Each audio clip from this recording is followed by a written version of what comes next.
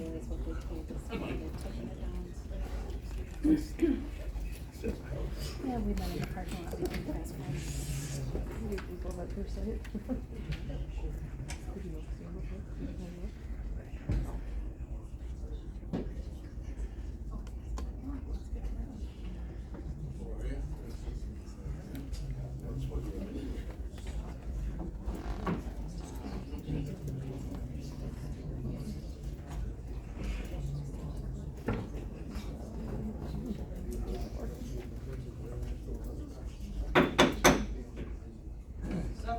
We call the Rusk County Board of Supervisors meeting to order.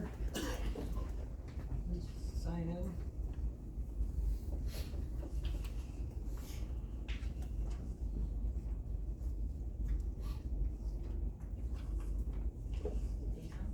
Mr. Goods, can you sign? Thank you.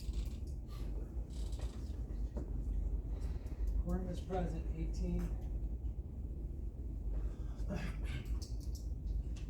Invocation by Lois Good and Pledge of Allegiance by Tom Kudo. Please stand.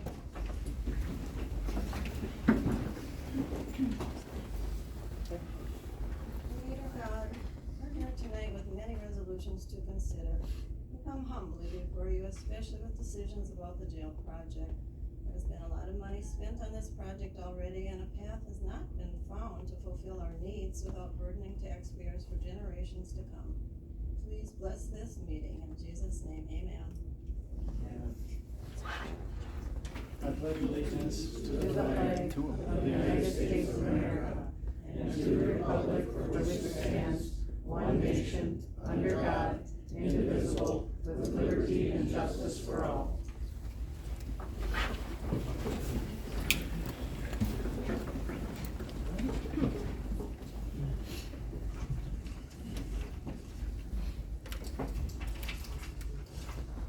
Okay, we'll have a moment of silence remembering Rusk County Sheriff Deputy Dan Glaze. Read the script. Tonight we pause to remember Dan Glaze, Deputy Dan Glaze, who made the ultimate sacrifice on October 29th, 2016. The courage and dedication to Deputy inspired his fellow officers and touched the lives of many in the community.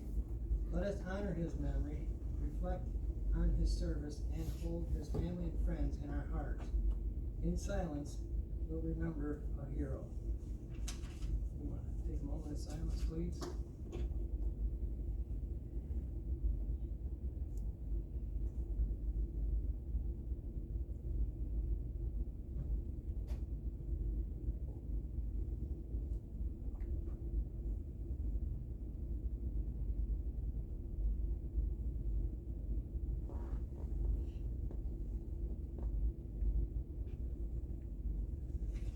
Okay, thank you.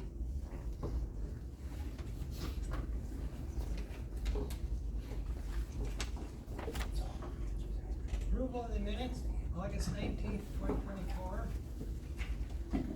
Motion.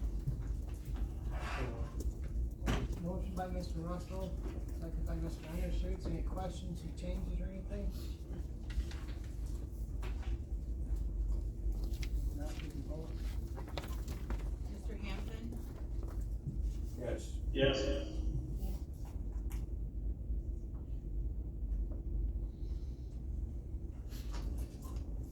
Passed by majority.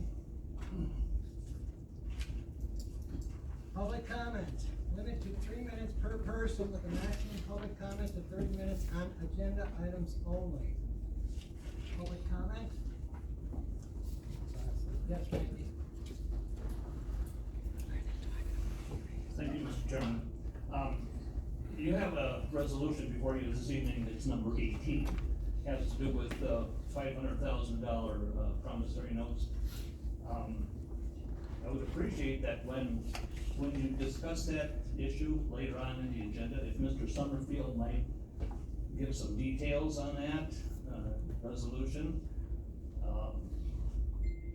Unless the county has a $500,000 judgment against it, I would see that resolution possibly as being illegal.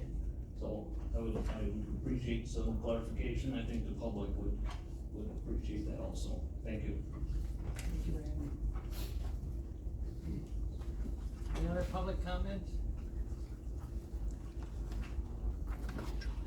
Public comment?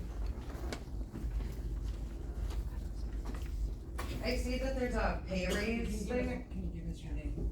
Rachel Rosalowski, Lady Smith.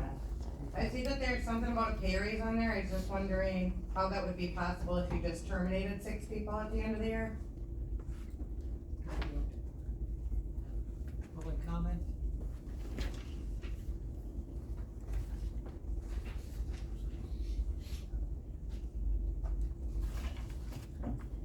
Hello, Troy Labor, Conrath. Want to thank you all for being here and your service to the county. I'd like, sort of on the wages thing, along with the last person that spoke, was, you know, the difference of talking about pay raises and then decisions that you just recently made on letting some personnel go. I'd like you to hopefully reconsider some of those decisions that you've made. Particularly one with a department that is in dire need of them. I don't think any of you here are malicious in any way that you want to see people get fired. But with that said, if we're gonna give raises right after we terminate people, you should have to weigh those options in your mind heavily, and hopefully you can see that any decisions that you've made as of right now can be reversed. I mean, you guys have the ability to do that, I'm sure you have. We all make mistakes, we can make, you know, I've made them in my life to where I think it's the best idea or it's the only way, and then after more information comes in and more, you know, you ask a few questions, you can find a different way. And so I'd like you guys, and then this is for I work for the highway department, and we try hard to do the job you guys expect of us, to take care of the roads the way you want them done. And we can't let 15 years of experience go by, because that is valuable. And again, if we then turn around and give raises, I find it counterproductive, because you're never gonna be able to hire anybody to replace that many years of experience, okay? And so, I hope you, all of you, if you have the power, you're on the right boards, can decide to take a better look at some decisions that have been made. And hopefully, you can choose to keep the important personnel, because there's really no dead weight there in our department. And I hate to take a raise when someone is home looking for a job. And thank you for your time.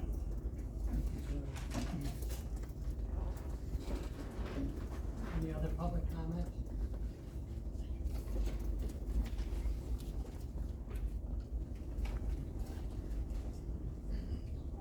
Stephanie Christensen, taxpayer in Ladysmith and Township of Atlanta.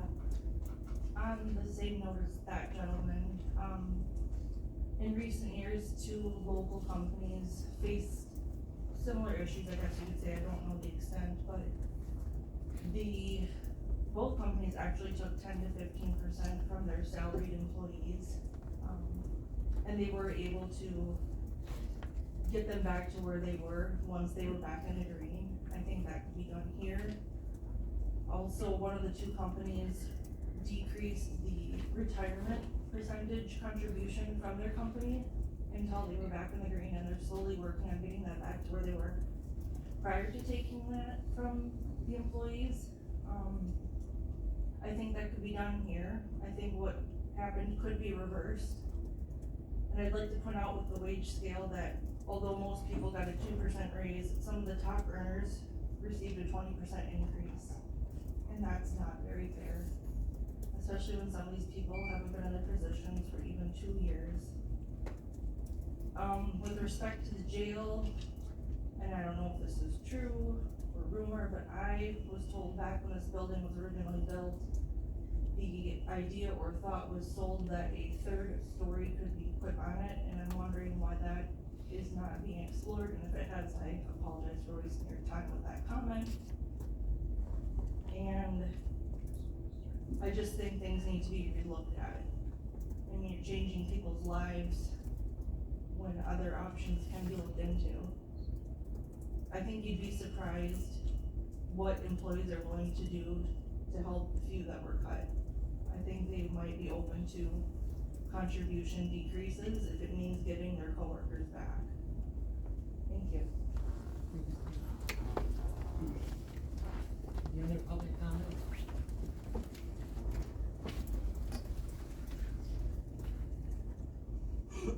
Aaron Webster Bruce. Tonight I'm asking that you vote no to number 12 through 15, 19, and 21. That's no to the interviewing ordinance, no to all handbook changes except for leave of absence, no to the highway building, and no to the 2025 wage increase. You need to vote no tonight on all the power grabs that are on the agenda to give HR more power and to take away your power. Many of you believe in micromanaging employees or department heads while at committee meetings. That is not your job. But I do believe it is your job to have a hand in hiring and firing based on the department and committees that you sit on. This is a government organization, not a private business, and the structure should be different. Department heads can't willy-nilly spend whatever they want. If they are over a threshold, they must take it to their oversight committee, the finance committee, and then the full board to spend over that amount. Why should one employee, along with the department head, be allowed to terminate or fire without oversight from that committee or personnel? I don't think the highway building should be put out for design services at this time. I think old ideas need to be brought forth and all options reconsidered. Moving the department to our other highway property may very well be our best option and save us a lot of money. For a project that was slated out 8 to 10 years, which I don't think is a good idea, this is now being fast-tracked by administration that is new here. There have been a lot of good ideas and even plans that just weren't acted upon by previous boards, and we need to bring those ideas back. A common thing that I say often is, I can't make this up. I don't understand how you are going to explain to anyone with a straight face that terminating 6 employees while giving a $206,000 wage increase for 2025 makes sense to you personally. I don't have the exact figures for 2024 for those that were terminated, and I'm sure you've seen that I have estimated they might be at $350,000 to save for our budget. And sure, there are benefits on top of that. But if we're at $350,000 in estimated wages saved, giving $206,000 wage increase is ludicrous. And I request that you think of the implications of these terminations that took place very seriously. And for that reason, vote no to a wage increase for 2025. There needs to be a wage freeze until the budget looks different. It seems to me that you have lost your humanity and that you need to call her back to you. If you think giving employees a wage increase is going to help boost morale, as specifically stated by the HR director, when you have cut the positions of their friends and colleagues, you must be a naive group of people. There may be a few people here that say, hell yeah, I'll take that. But most people don't think that way. Most people are very concerned in this building, whether they show you or not, about those people who lost their livelihood. And I don't think there's an amount of money that this county can give to boost morale to make up for what you have done. Vote no for all the points I talked about tonight. Any other open public comment? Any other public comment? Any other public comment? None being heard, public comment is closed.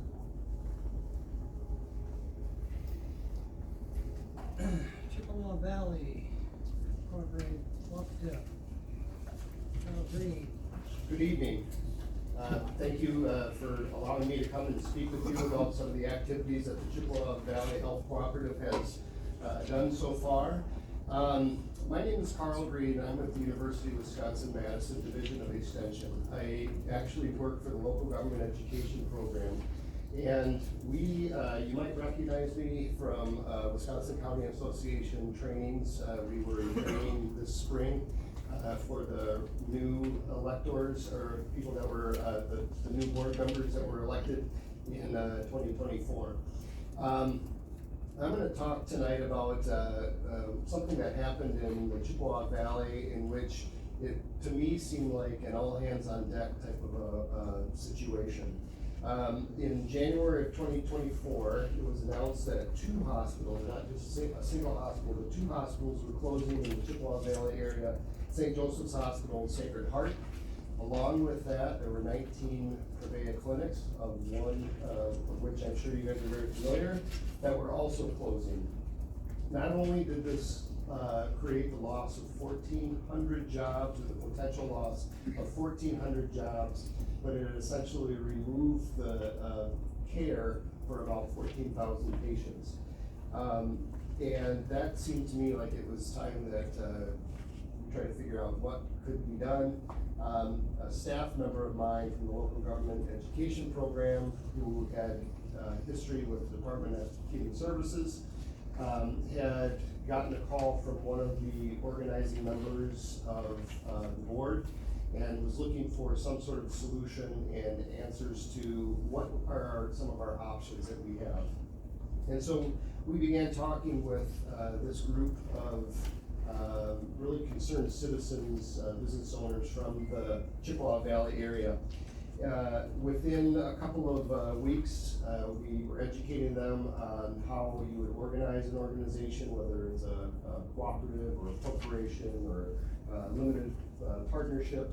And they settled on a cooperative model. And as a nonprofit, they had to file 501c3 status, so we helped with that. But essentially what this is an organization that is looking to be owner-operated, led. It's locally owned and operated, and it's an organization that is trying to build a hospital in the area of Chippewa Valley for improving both access to healthcare as well as helping to create competition in the marketplace of healthcare. Healthcare cooperatives might not be something that you're terribly familiar with.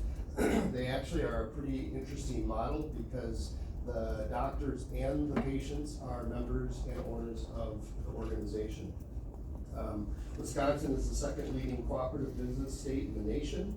We have 2.9 million owners of 865 cooperative businesses in the state of Wisconsin. Currently, the Chippewa Valley Cooperative is open for membership.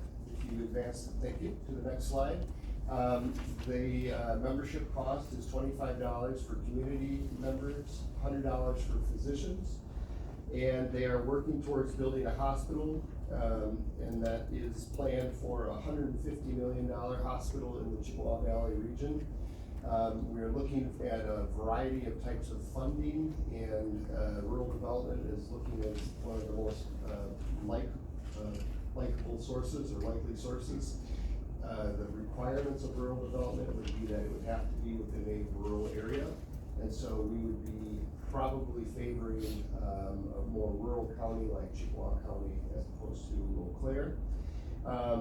But we are currently putting forth a pro forma where Whipley out of the Eau Claire area is helping us put together basically an audit of the numbers that we've established, and they will determine if this is something that will be fundable or not. And if it is, we will go and begin our rounds of trying to raise funds philanthropically. And we would look like that we would need to raise about 20% of the $150 million. So next slide. Kind of the balance of what is at stake here. What's lost if this hospital system, health system is not replaced? The loss of 1,400 regional jobs. Not only do you lose those jobs, but whoever's spouse that those jobs belong to are also probably leaving the area. The tax base for which those jobs represented, the houses, the payment for schools, all of those have ripple impacts on the economy within the Chippewa Valley area. We're also though losing the healthcare access. And the issue with that is then there's actual cancer patients that are left without care. There are people that are having to figure out what is their treatment now that the hospitals have closed. Building a hospital is not a easy task, it's not a very, fast task, you know, we're a year and a half at least out before there would be any sort of operation, that's if we started tomorrow. But something has to be done, and, there's a lot of, steam and energy behind the healthcare cooperative. And, essentially what we're creating is a locally owned healthcare organization. It restores access to hospital and urgent care, cancer services, some social services, creates greater healthcare competition, both through pricing and the quality. And we have a committed, physician group that is willing to use the hospital as their, main operating service location. Just some of the things that the Division of Extension played in the role of helping this organization. We connected the Chippewa Valley Health Cooperative with a financial consultant. We vetted and trained the board on cooperative membership. We educated them on incorporation, including the incorporation as a cooperative. We also educated them on applying for the 501c3 status, assisting in reviewing fundraising agreements. We co-led efforts to obtain hospital and clinic construction and operational financing through trying to set up meetings with the Wisconsin Economic Development Corporation and USDA Rural Development. We're helping to educate state policymakers with regards to the emergency fund that was created. And then we're acting as a liaison with local governments, for instance, what I'm doing tonight. So I just wanted to come up to let you know that this activity is happening. We're still in the organizational phase of this. I've got my email contact and phone contact here if you'd like to speak with me privately about anything that I talked about tonight. But I'd also open it up for any questions that you guys might have. Just wondering why you wouldn't use one of the old hospitals that we already have. So question was, why are we not using one of the old hospitals? And that's a great question, that's come up quite a bit. We actually have reached out to HSHS, and they were never getting back to us with connecting and allowing us to even make an offer. We put a offer forward to them, there was no response. So the benefit of that is we're not wasting the money that I believe that organization was probably wasting in that old of a hospital. A brand new facility will allow for greater efficiencies, and I think that was at least one of the maybe reasons behind some of the failure behind the organization. So we did explore that, and unfortunately we're not receiving notification. Mayo one either? Mayo one either? The one in Chippewa? That was St. Joseph's. Yeah, both of them were HSHS. Any other questions?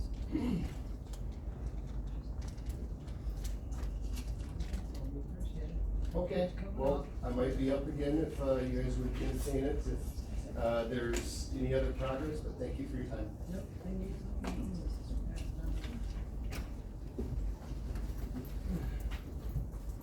Savings Group, Kurt.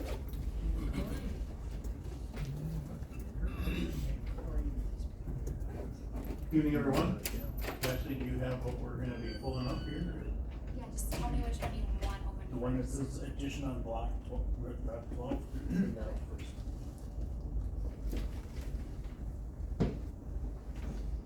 All right, well, good evening, everyone. I know you have a very busy agenda tonight, and the Ad hoc Construction Committee asked if I'd come tonight and do a presentation on the progress that has been made with the committee over the last few months. So when the committee was established again, we met the first time and direction was given to find out ways that we could reduce the scale of the project, cut it back a bit. There was a lot of input from the community that was taken into consideration in regards to removal of the skywalk, questions related to could we build in the northeast corner on that campus, how big does the bed count need to be so that we're not overbuilding, how can we address long-range planning in regards to adding on in the future for expansion of the jail or replacement of the courthouse. So all of that is kind of blended into the options that we presented to the committee this last month. We actually went over 5 different options over the course of the last few months, and we've narrowed it down to these 2.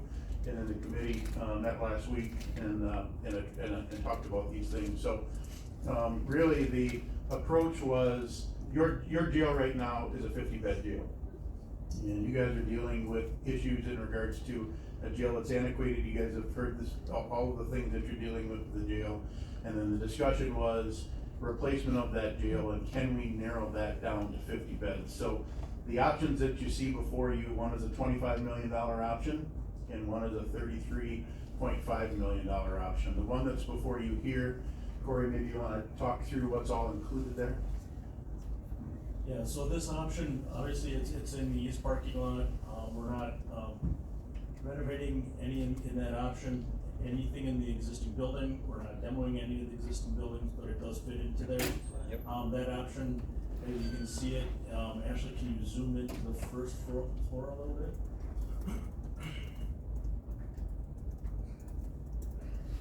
So that, those options, so the green portion to the north side, that's the vehicle Sally Port. We got a small pre-booking, we cut that back quite a bit. That red portion in the middle there, that is the booking area. We cut back receiving cells. There's only 5 receiving cells in one chute in that option. We have a small and reduced portion for medical, but we do have kitchen and laundry included in that option. And then we have the housing pod. With that housing pod in there, again, it's a 2-story housing, and there's only 50 beds into that. So your current facility is 50 beds, that option is 50 beds that would fit onto that site. Zoom out a little bit on the second floor, so that if you look on the second floor there off to the right, we have that magenta portion that's kind of shaded there. If in the future, that is an option that you potentially could do some future expansion, but then again, those apartments that are occupying that area would have to be relocated, as well as the cost of the demo of those 2 buildings. But then that is one of the options, but that is the only option other than raising any additional buildings for any expansion on this site. If you can zoom over to the right for that graph with the numbers. So when we started the project, we did a program for the needs assessment for the jail, and that's what we're based it off of. As Kurt said, we were cutting back and see what we could reduce or eliminate. Those highlighted portions are what's been eliminated from the program. One thing, there's no jail support administration areas. There's no Huber. You can see all of those areas that have not have been eliminated. You have there's no staff entrance or lockers. There's no visitation. Any visitation would have to be done here in the existing. There's no release area. There's no receiving. Previously we had our own receiving dock for the facility. That's been eliminated. And again, any vendor entrance, usually have a separate entrance for vendors. Say you have a kitchen vendor coming in, overseeing that area. There's no separate entrance. We would have to accommodate through either a vehicle selling port or something in this option. As Kurt said, it has been, quite a bit has been eliminated in this one, as well as, we've mentioned about classifications. There's only 13 classifications in this one. Any questions on this option?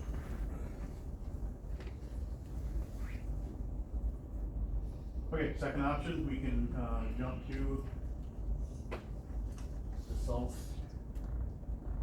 824 Route 12. Okay, so the approach to this one was really, again, I would say it was really a complete redesign of jail support to be able to cut square footage out and still keep the efficiency in regards to the flow, but then fill in some of those areas that weren't listed on the first one, but yet draw the square footage down to keep the cost down. This one would not have the skywalk connection as well, so we could go through what's all included there in the flow. So in this option, this is it, we call it the south option, it's across the street. Maybe some of those other options that we presented previously. However, we do have, a lot of those things, we cut it back. This option has 52 beds in it. Again, we have, if you zoom up a little bit, there's a dashed line kind of around it. That could be future expansion. We designed it so you could just put in additional beds and day rooms into that area. So you're not increasing any staff if you do add beds to that area. And if in the future, if you do that, that could be an additional 45 more beds in there, so it could be a maximum capacity at 99 in the future with that. So it's pretty efficient. Again, it's only 52 beds from day one. However, the only thing that's been eliminated from the program on that is a Huber area. Zooming in, so you still, the light blue area, that would be staff lockers. The yellow area is visitation. We do have the green area is a change release area.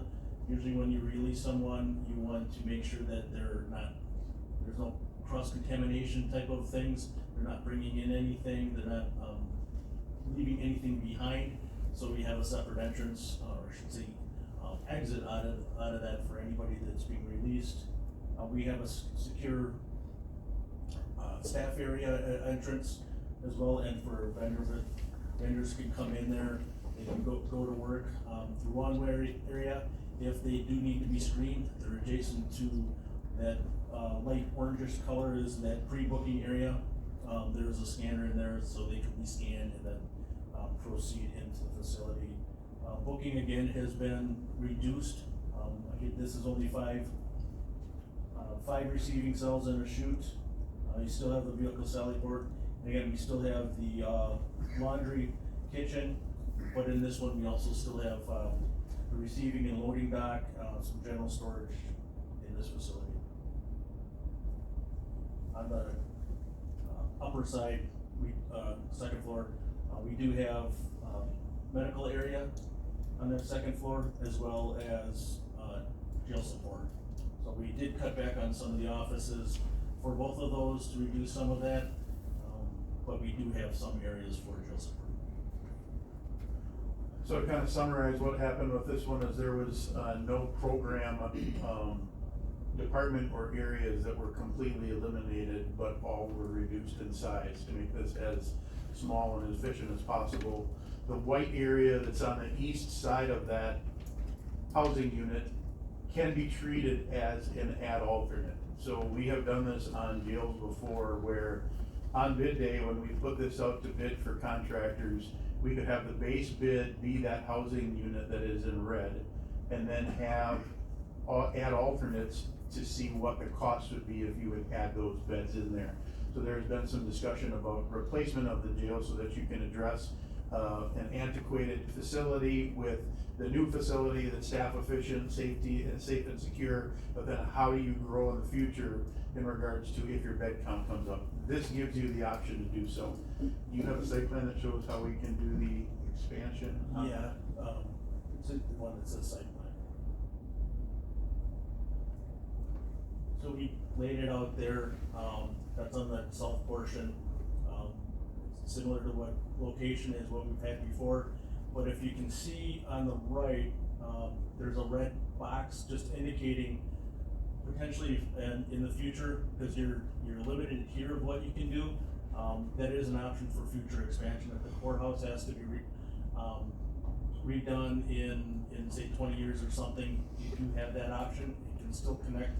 We're designing the building so adjacencies, so like if the sheriff's office ends up going over there, he would have access to the jail as well. So all of those adjacencies that you would typically account for, those can be included in this, and then accommodate for the future. There was a question asked at the ad hoc committee about if that facility that's right here could be turned and run in an east-west orientation rather than north and south. It does fit, obviously 2 parcels would have to be purchased if that was a question in regards to, the buildings that's adjacent there, but that would be something for consideration, but this does give you the availability for expansion. Actually, can you go to that one that says no fly zone?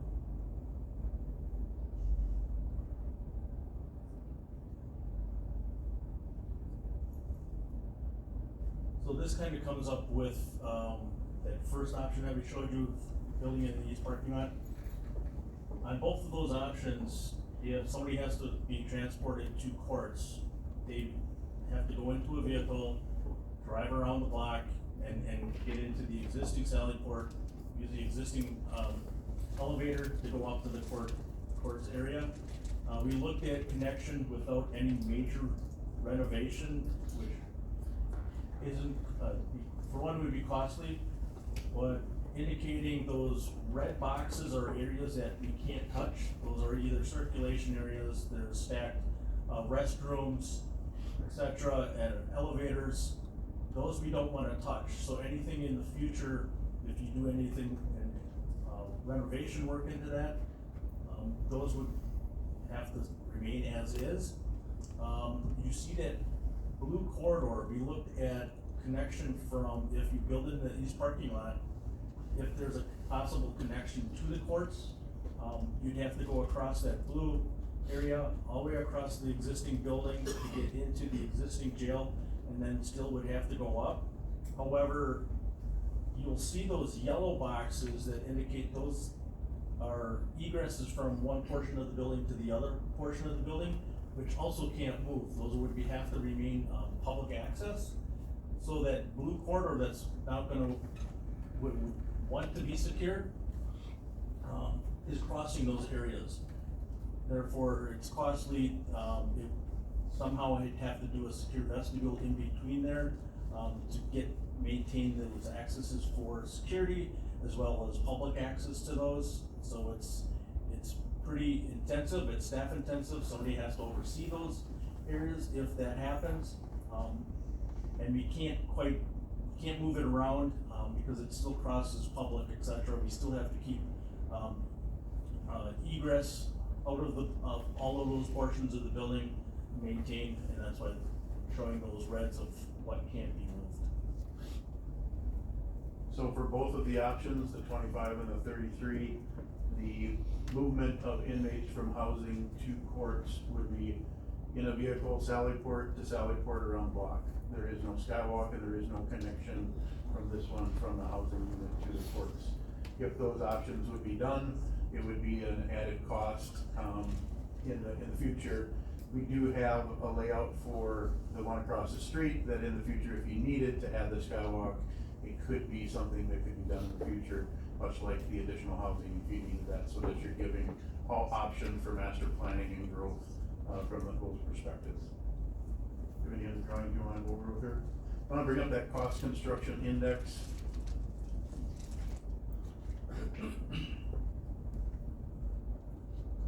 It's a photo, that So I shared this with the committee, and in the world of correctional construction, we've tracked for the last 15 years what happens with the cost of those projects. And as you can see, there is a steady increase in cost from back in 2009 through 2024. You can see that it was pretty consistent, and I would say relatively gradual from 2009 until you get to 2021. And as most of you deal with life outside of the correctional world, you saw the cost of your world increase. The same thing happened with the correctional cost of these buildings. So what you're running into is that for every day, whether you're talking about the steep inflation of 2021 to 2024, from 2009 to 2021, the waiting game on any one of these projects increases the cost. And for every day that you delay that, the cost is going to go up. And if you want to lock in on a cost in the future, you're gonna have to get less building. So really, that is something for us to understand, and I know there is always the question or the challenge to say, is the cost going to stabilize, is it going to come down? I put this chart here for you to show that history for the last 15 years doesn't show you that the cost goes down. You may see it where it will level off or gradually increase, but you can see that the history over the last 15 years is that the cost will continue to increase. It's just a matter of how much it will increase. So based on the numbers that we gave you today, to kind of walk you through the process of what would happen on the jail perspective is that if you guys move forward with a jail, the option that you select then needs to be designed and put out to bids to the world. So Corey as the architect, our group as a construction manager, we manage that bid process. We then manage the oversight of those contractors, and that bid market will be determined by when we can get those construction documents on the street. If there was an approval today, which that's not the discussion for today, but if there was, we're talking about a 7 to 8 months process before we can actually have these drawings on the street. So every decision and every time that we look at these, understand that you've got to add some time on that in regards to where these prices will get locked in, and this is just kind of an indicator of where that is. So I do want to jump into the highway. I'm going to combine the highway because it is a ad hoc construction committee. And for those of you that are asking why are we even talking about a highway when we're dealing with the jail, so I was at a committee meeting, and the committee meeting was really talking about your highway operations and the equipment. I got into equipment and some of the deficiencies that are out at your highway shop. And as you all recall, when you got your master plan recommendation, you had jail as that option 1 need, or 1A, and the highway shop was 1B. So I had asked for the okay to go out and tour your highway site and your shop, spend some time with Justin out there and walk through the facility. The reason that I would do that is we just got done building a new highway shop for Washira County, central part of the state. And a lot of the discussions that I heard at that committee meeting were the exact same discussions that I was hearing at Washira. They were looking at investing in their fleet, replacing a fleet that was old, and then the investment in that fleet of where are we going to put those vehicles, and what does that look like in regards to the care and the maintenance of those vehicles. So I wanted to go out and take a look at, first of all, the need of that highway shop. And as walking through there is no doubt that you have a need for that building out there. That building has lived its life, and there's gotta be a game plan for replacement of that.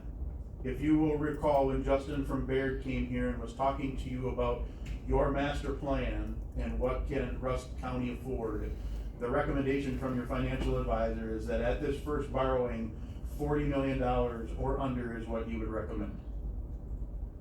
Based on that $40 million, he told you that in 8 to 10 years, based on the payoff and the equalized value that's projected, that in 8 to 10 years, you would be in a position to do another project of $25 million.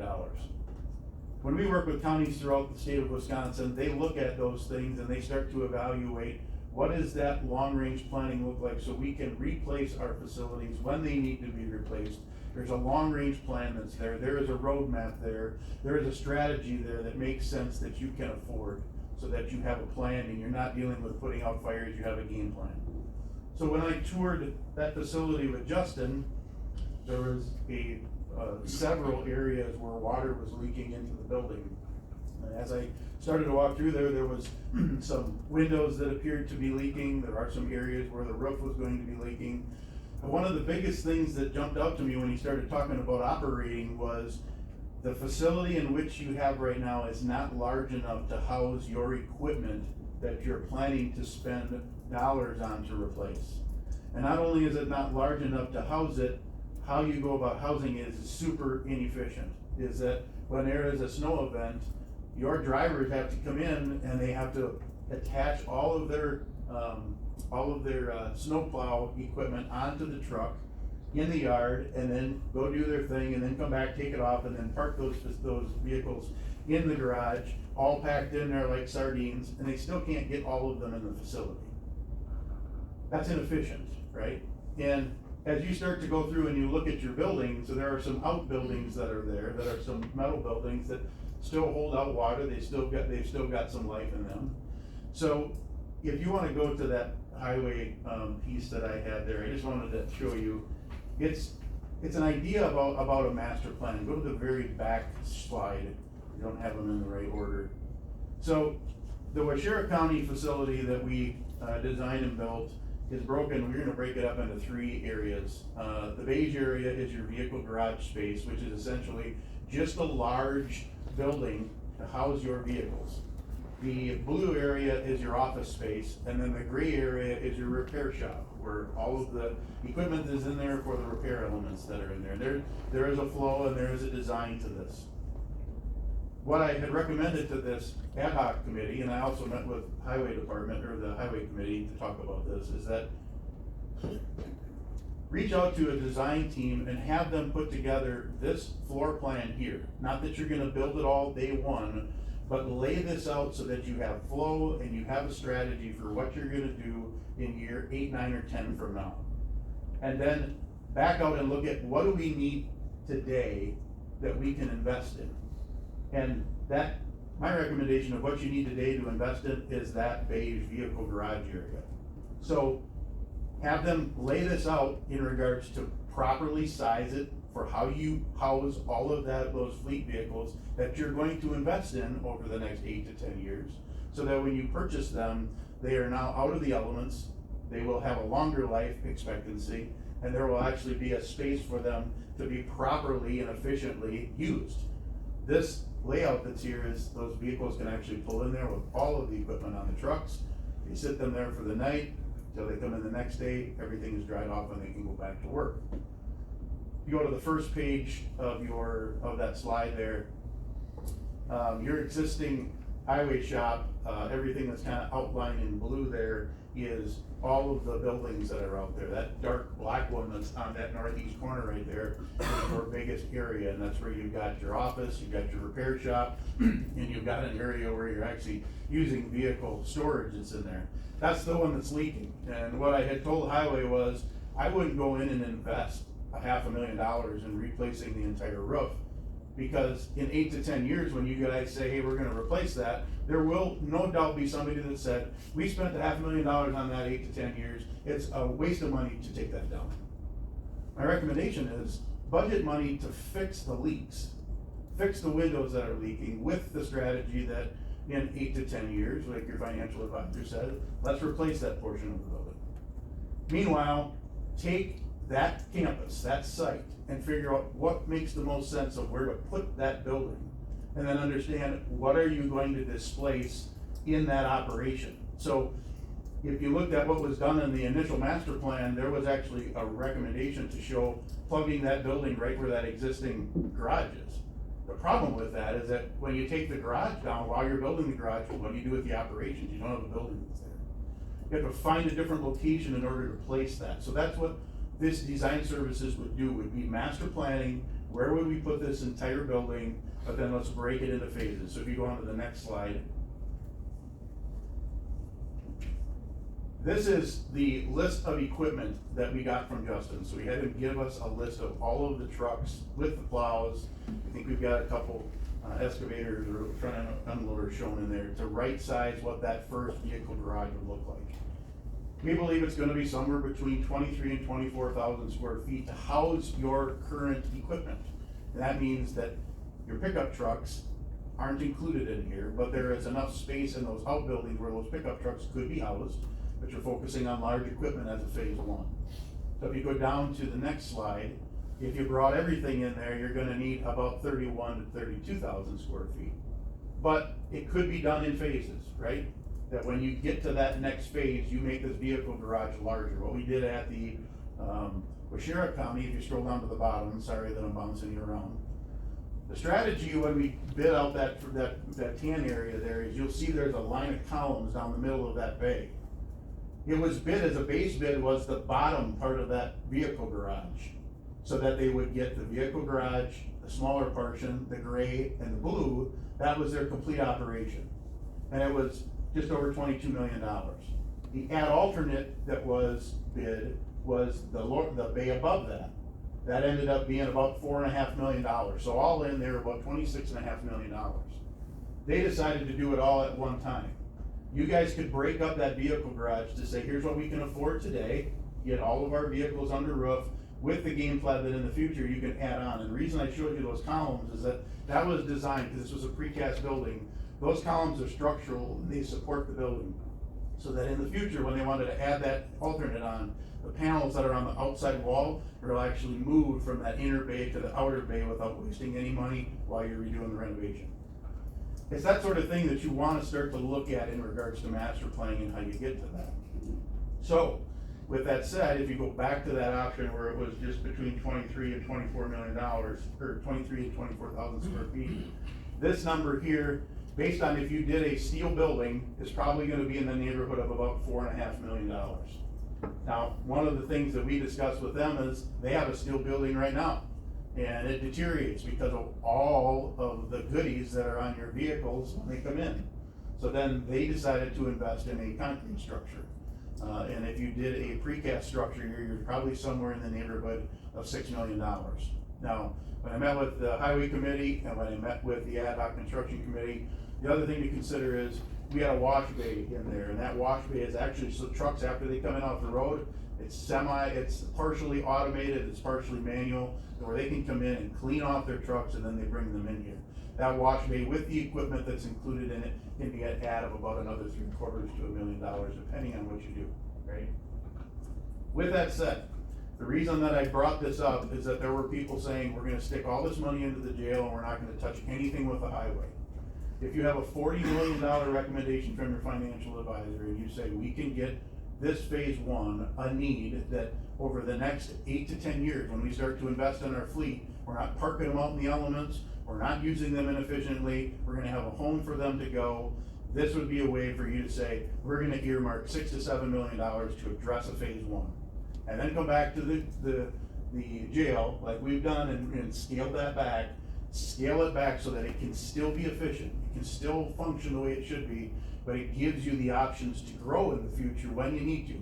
That is a wise outlook, that is a wise master plan for you to be able to get to that, and with the direction from your financial advisor, give you something for the next 8 to 10 years of what your next phase would be. So, that's what we've been doing with the committees. John told me to keep it brief, hopefully that was brief enough. Any questions from everyone on where we've been and what we've been doing? Wondering how many counties in the northern part of Wisconsin have their equipment outside? I don't know the answer to that. Yeah, I don't know the answer to that. Yeah. Yeah, Kurt. Thank you for the information on the highway, but could you just address the public's question, comment on building a third structure? We've heard it. Yep.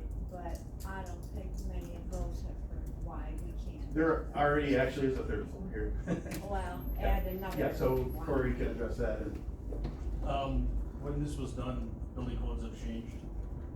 So the weight of that structure for a jail portion of it, because the existing building wouldn't be able to hold it to today's standards.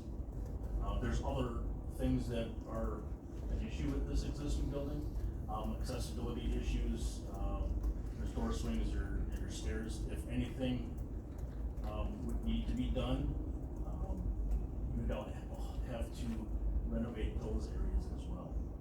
But yeah, the structure wouldn't be able to hold that kind of weight. Mr. Anderson. Mr. Chairman, when you talk about the $40 million recommendation from our financial advisor, you talk about Bear? Yep. They're the ones that sell us bonds or sell bonds for us. They're not really that's the kind of financial advice they give us is, hey, we'll help you sell some bonds. Actually, no, I think they do more than that, but you guys would have to tell me what their services are that they provide you. They're our bond advisors. Just want to clarify that. First, back to the highway shop. Talked about the difference between steel and concrete. Couldn't we learn from the farmers around here and do a 4-foot concrete wall to protect everything and then steel above that? And you could. The considerably cheaper? Yeah, the only thing that I would recommend when you do that is you may wanna make that stem wall, that's actually what we did with Washera, is we made the stem wall, poured concrete up 6 feet, and then we went with block above it, cause you still are dealing with, that salt and everything that's in there, but it could be an approach to be done there. Yep, good question. Okay, one other question. Go back to across the street, first floor. Yeah, just blow that one up if you can. Just, yeah. The jail part. Well, I was wondering, cause I couldn't read it. On the left side from the command center, there's all these individual rooms with doors in. I was trying to figure out what that was, so. So, But you gotta walk through one to get to the other? so the reason that we're doing that approach is that we have reduced the number of receiving cells. And as you will recall, the receiving cells are used for medical or special needs. So we have done this to be able to separate some additional special needs so that you don't plug up your receivers and you have the situation that you have right now. So we are in this model, and again, this can change as you move forward with the design, is that somebody that's in that receiving cell could move more quickly in there because it would be an individual cell rather than them being shared in a block. So you've got an ante room that's in there. So there's been some consideration in regards to management of that population because we're making it smaller. Okay. Yeah. That's all we have. Thanks for your time. I have a question. Yeah. In regard to the east parking lot, that would be a single or a double story building? So the red area would be a double story, everything else would be single. So somewhere in that building, and I'm thinking of the court access, you're gonna have an elevator? So currently in this design right now, we don't have access into the courts. You will have to have a sally port that goes around. That was where Corey was showing that no-fly zone, is that if we are going to do that, we would then have to make some renovations that were in there, but we would have to have an elevator to be able to get to that for secure purposes, yes. So it would make sense to make that elevator take it to the third floor. Yes. Yep, yeah, and we discussed that, if you take it to the third floor, the layout of that third floor is that the judges' chambers are actually right on that exterior wall. So there would have to be renovation of where the judges' chambers go and what happens with that court space, but that is a consideration if we decided to renovate that portion there. Correct. Any other questions? All right. Alright, I think we can move on. Thanks for your time. Thank you. Discussion, possible motion. I think we kind of were just talking about number one already. Unless somebody feels that we need to keep discussing location and budget. Number two.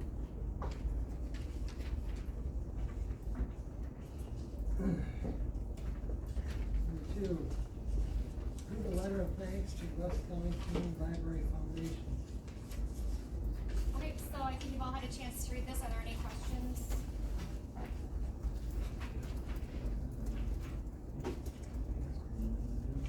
If there's no questions or comments, we need a motion. To approve this, motion by Mr. Ross and second by Mr. Andershoots. Any other discussion? If not, we can vote on it. Mr. Hampton, Yes. I'm working on my license plate, not more cooperative. 15 yes, passed by majority. Number three, removal of public stairway on County Highway W at Horseshoe Lake. Oh, there we go. Couldn't see back there, Nick.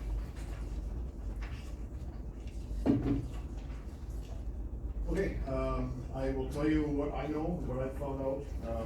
Basically, back in 1985, WRA worked with the landowner at the time and DNR. A surveyor had conducted a survey on the lake.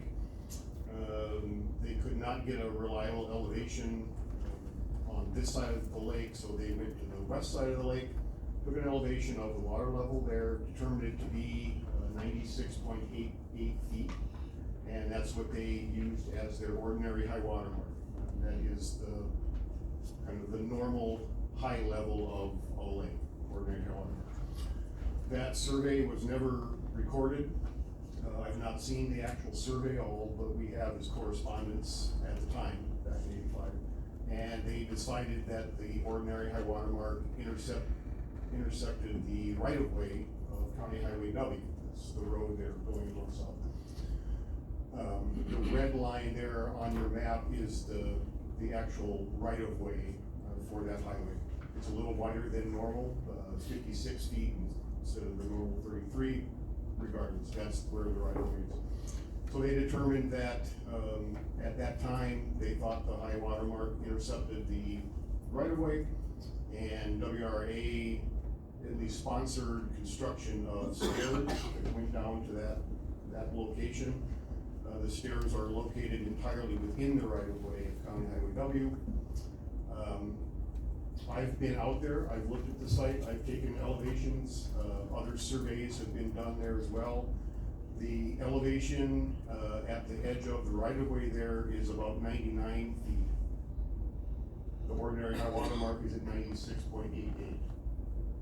My determination is that the high water mark does not intercept the road right-of-way there, and so there is not public access. The landowner is expressing some frustration because people are using that access across his land and cutting trees, blazing a path, creating their own access to the lake. They're on private property. And I have also talked with Dan Harrington, who is the Wisconsin DNR water regulation and zoning specialist for our region. He looked at this as well, and he concurred that he thought that the ordinary high water mark does not intersect that right-of-way there. This is not to say that I'm trying to restrict access to the lake. It is a public water of the state. The citizens have a right to use that public water.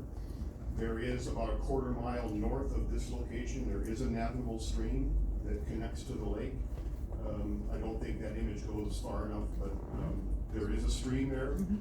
People are certainly more than able to go down that stream to get access to the lake. Either in the summer on a boat, or walking, or in the winter walking down that stream corridor. The landowner himself has indicated that he's more than willing to allow access across his land. He made the comment that he has actually a better spot for folks to get onto the lake, that he's willing to provide people if they just come and ask him. So it's not that I want to restrict access here, but facts matter. And the facts that have been determined are that high water mark does not intercept that right-of-way. That all said, my opinion is that those stairs should never have been put there in the first place. It is a liability. They are fairly substantially constructed. It's concrete and steel railings. And frankly, I think the county has been lucky to this point that nobody has gone off the road and hit those stairs, because the county would be liable, because they are in the right. So those are the facts, as I know them. I can certainly try to answer any questions that anybody has. I just wanna add one more thing to that. It's a safety issue too, because it's, yep, so you come up over the hill and you don't realize some of the cars are there, they back up over the hill on top of it. Plus, come around the curve. Yeah, there is the stairs and that particular location are actually in a kind of a valley dip in the road. And right to the south of those stairs, there is a fairly sharp curve. I've heard a lot of comments about people coming around that corner on that road and being surprised at cars that are parked there on the side of the road, people loading and unloading their equipment right there on the road. So there is definitely a bit of a safety issue. I know that Highway tried to provide a parking area further south there at a road intersection, but it doesn't sound like that gets used. Most folks have been parking right on the road there near those stairs. Any questions for Nick? If not, be in order to, motion on the stairwell to remove. Motion by Mr. Kurt Wessner, second by Mike Russell. All in favor, or any more questions? Vote now. Mr. Hampton?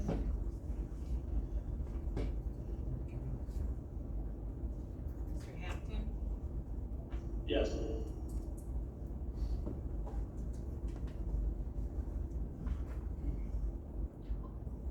Passed by the majority. Thank you, Nick. Thank you.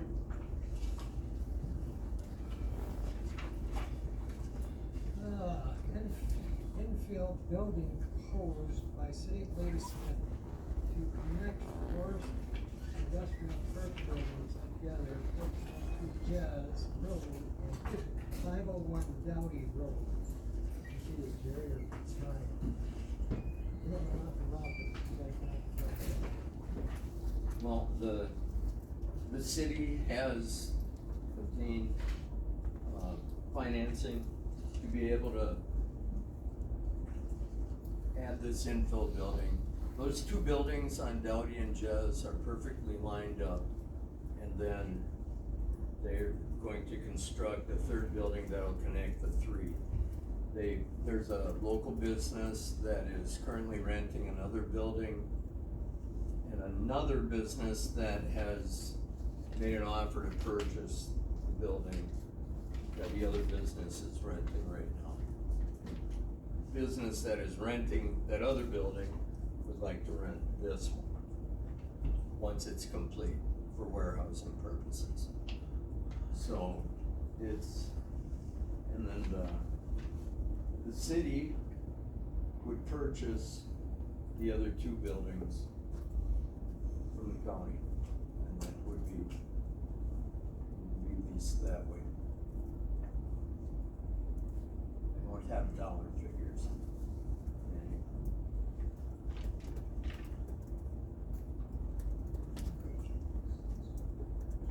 Hold on, Dave. Terry. So the city would own both the buildings and the infill between them, the county would no longer be involved. Correct. Thank you, Mr. Chairman. Are those jointly owned by the city and the county, or is it? These are jointly owned buildings. Okay, so we would just be selling our share. Correct. Thought, but I wasn't sure. Thank you. Answered your question. Anybody have any more questions for Ryan? So, there's no monetary amount to do with the city yet, correct? Correct. Okay, so, I guess unless people are adamantly opposed to pursuing this, I don't know that we need a motion, but, you can just go back and meet with the city and say that they're not opposed and see what you can bring back to the county. Mr. Kudo. Thank you, Mr. Chairman. I was just wondering, is the city in arrears for any monies owed in relationship to those two buildings that we share ownership with? They do carry operating debt, yes.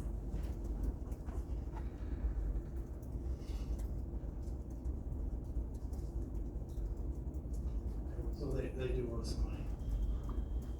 Well, I think any debt service that would be on those buildings would be taken into consideration if or when they're purchased by the city from the county. Which is Right, or definitely come back to the county. He's just informing the board where they're at on those, at the request by the city. My understanding, they got the funding already for the infield. So they're pursuing the infield building when they got a grant. But they don't have the actual ownership of the building to make the decision yet, right? Correct? It's jointly owned. Correct. So that's why we're bringing it to the county.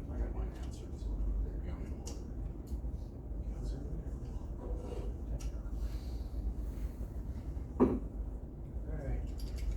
Anybody have any more questions on that? Moving on. Resolutions. motion. Second, for supporting the realistic federal definition of rural. Motion by John Moore, second by Terry Lindbergh. Okay, I think again, you guys had a chance to read this in your packet. This is just a supportive resolution, no fiscal impact, no action. Does anyone have any questions? No questions? Order to vote. Mr. Hampton, Yes.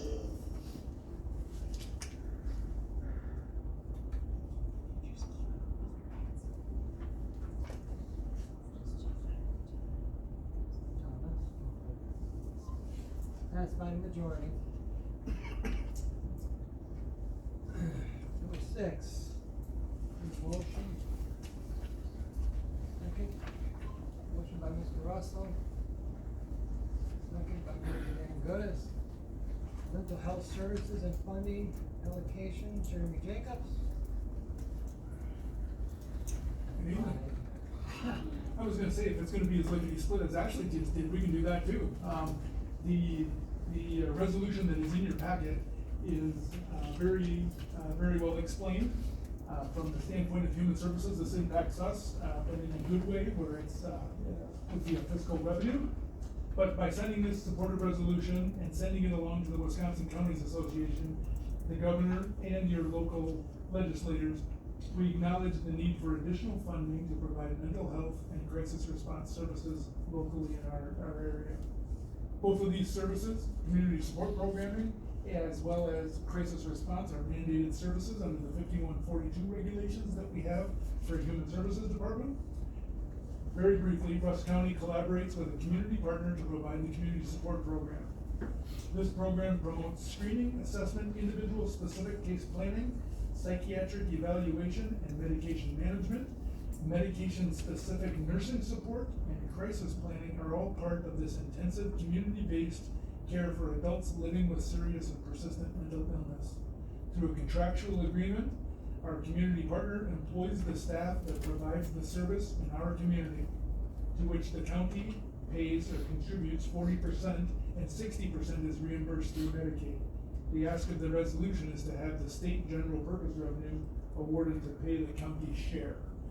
A fair amount of years ago, I was here in front of you and I brought a child supportive resolution to the floor, and I was widely not prepared for that. And so, child support and any supportive resolution, this conversation is not specifically about how the state determines as a whole to spend their general purpose revenue. We get basic county allocations, we get some specific money for these types of programs, and so this ask is to just support this resolution. We have a whole bunch of data, but very simply, in the last 10 years, we average about 15 consumers a year that are living with serious persistent mental illness. It's about $45,000 a year that the county contributes towards those 15 individuals. We have data records all the way back to 2002, so we've done a good job of collecting this data so we can take a look at how that correlates with services being provided in the community, any potential crisis services for the community support program. The benefits is we have relationship building, we have coping skills, we're promoting sustainability skills, and these folks are living their best life possible with supports, remaining in the community and having deeper end services like Institutes for Mental Disease, Winnebago, and those like facilities. We always use grant funds as allowable allocations first. They then trickle down to our basic county allocations and then obviously our levy ask and human services. Rusk County receives about $110,000 annually that we utilize for all mental health services in our community. That is widely underfunded. Obviously, why we have the ask that is before you tonight for support. The fiscal impact is, like I said, we would receive about $45,000 that the county is not reimbursed through the current Medicaid system. So that's that portion of it. The crisis portion, I think, is a little more near and dear to my heart, having been around here for 28 years. When I started my career, Rusk County has a 24/7, 365 crisis response, specifically rolled out by our 8 person rotation who responds in person to mental health, alcohol and drug, adult protection services, youth justice and child protection crises, oftentimes collaboratively with law enforcement. The goal of this response is to provide a least restrictive effort in order to mitigate risk and promote well-being. Again, the sustainability piece. The benefits are face-to-face assessment, taking the angle of supporting and providing risk management at possibly the most vulnerable time in the person's life. This community-based effort is not treatment in the event, but leads to follow-up and linkage to services and case management. Again, through case planning, if desired by the individual, promoting sustainability through accessing the array of services while using a holistic approach. Fiscal impact of our mobile crisis 24/7 is expensive. It's about $37,000 annually. We receive Medicaid reimbursement. What we've seen over the last 10 years of collecting this data is that it's about a $27,000 base on call. The staff is paid for being on call. The staff is then also compensated at their rate to go out and when they're woke up in the middle of the night and they have to respond to the crisis that I alluded to. It's about a total cost of $31,289.41. The revenue is, like I said, is pretty slim. You get about $58 a billable hour, but if you respond to a case that is not a Medicaid recipient, you get $0. So again, this supportive resolution takes a look at bridging that gap and making the county whole on those costs for that program. The data here is that over the last 3 years, we went from 66, 65, and 75 face-to-face assessments in the last 3 years, which is just amazing that we have dropped from, in 2015, we had 137 face-to-face calls. And so we are, the presence of 988, if you don't know what that is, it's a United States wide, but it's specifically Wisconsin is using the 988 crisis line to be able to access and mitigate crisis intervention without a more deeper end service like a mobile crisis response. We are serving folks in the diversion portion of this as young as age 9 to age 88. When we look at recidivism, and just one little piece of recidivism is anybody that is assessed more than once in a given year. We've seen like a 13%, 15%, and 9% in the last 3 years. 60+% of our mobile crisis response results in a community-based plan. We don't have to ship people off to the hospital. We don't have to tie up law enforcement. We don't need to spend all that windshield time in getting somebody to an assessment so that they can receive those psychiatric services. And in the region, we're amongst the lowest of the emergency detentions. And so we're super proud of that because we're taking the time face-to-face to support our folks in our community. So, not nearly as brief and not nearly as quick as you didn't put me up on the time, so I appreciate that. But that's the story behind the dollar, and we're asking to support this resolution on behalf of the Wisconsin Counties Association, who will lobby for us, the Wisconsin Human Services Association, your local legislators, as well as the governor. Thank you for listening. Thank you for coming to work. Any questions? If not, we can vote on it. Mr. Hampton? Yes.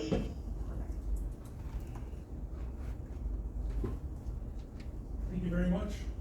18 yes, that's my majority. Thank you. Thank you. Jeremy? Number 7, motion.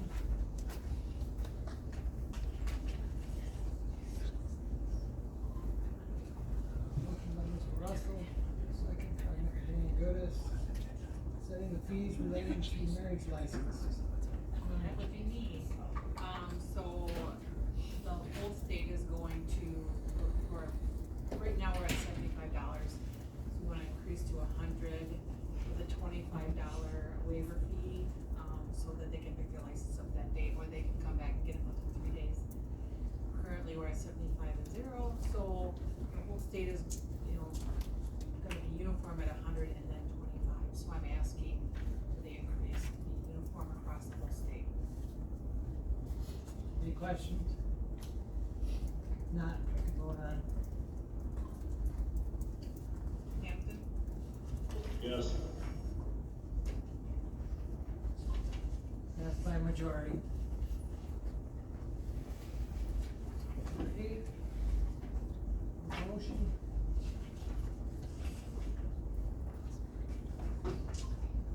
Motion by Mr. Ludwig, second by Mr. Undershoots, to designate as American Red Cross Rescue Plan Act funds to be used for Rusk County Projects 8. Number 8, Jamie. So you guys have known this, resolution has been coming for a while. We had approved to spend the remaining ARPA dollars towards the Lake Avenue Clinic purchased.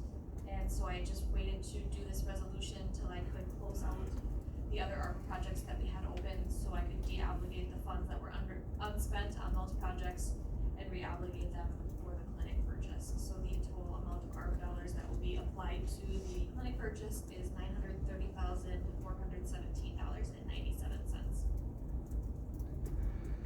$30,417.97.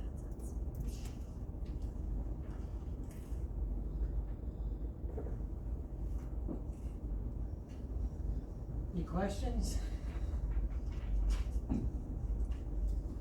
Let's go ahead. Thank you, Mr. Chairman.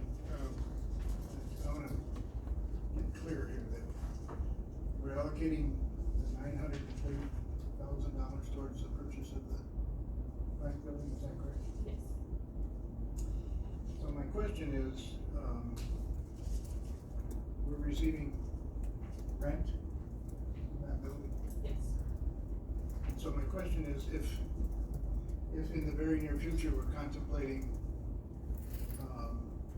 bonding for a variety of other purposes, would it be more prudent to borrow the money and use the rent payments to make the payments on the bond, and use this money for some other purpose that might alleviate some of our budget problems?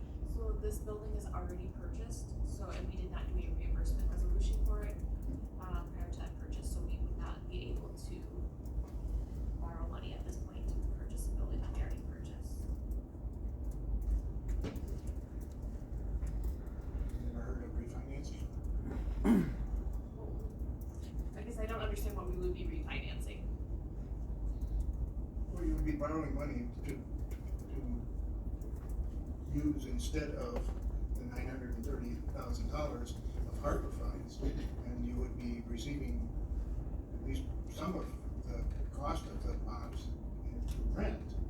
The sale of that building already closed, and we had approved the sale, the purchase of that building with the remaining ARPA dollars as well as general fund. So is that a legal opinion, or is that just I don't know. Other attorneys? Is there a reason why we couldn't do that? I do not know that, why you couldn't refinance that, but you can't refinance debt, cause there's no debt, so there's nothing to refinance, it's whether you go out and borrow new on the assets that you own. So I don't know why that would be any different than a GO. So is that conceivable that we could do that rather than using the ARPA funds and redirect them towards some other needs? Well, I think you could do a GO bond for, a variety of reasons. I don't know that you can do a GO bond, just a bond for the sake of taking this money and replenishing it and putting it in one pocket versus another pocket. I mean, that's all you're doing. Just, explore an idea that frees up this money for some other purpose rather than hanging it up in a building that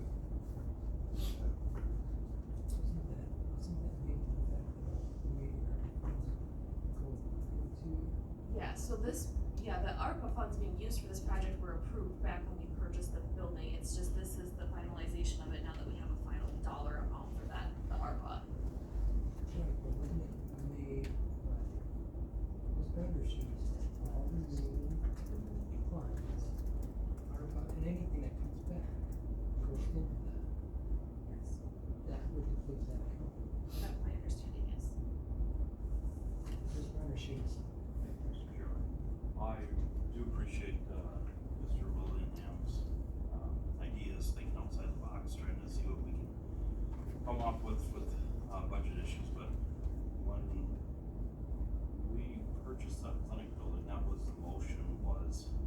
to obligate any of our ARPA funds to be used for that building. The reason it didn't go through right away is because we got till the end of this year to obligate them towards something. If we wait into 2025, we can't commit them anywhere anymore. So we waited till the end of the year, so we got any project that might have $10,000 here, $10,000 there, so we can make sure we maximize all the dollars, so we don't leave anything hanging out there. And to go back and try to figure out where to use ARPA funds in October, when we got just over a month to try to figure out what we would put them through when the original motion was made to use ARPA funds. I think we should go ahead and follow through on what we voted on before. Thank you, Mr. Any other questions? Not, we can vote on it. Mr. Hampton, Yes.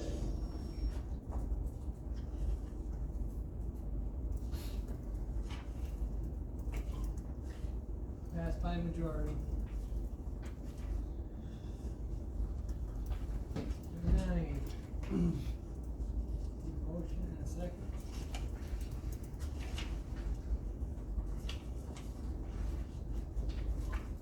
Motion by Mr. Russell.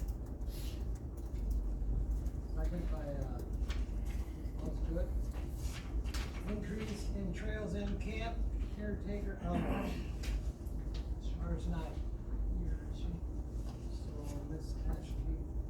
Okay, so the caretaker out at Trails End has taken on a lot of duties that used to be done by the maintenance department, and one of those large duties is mowing.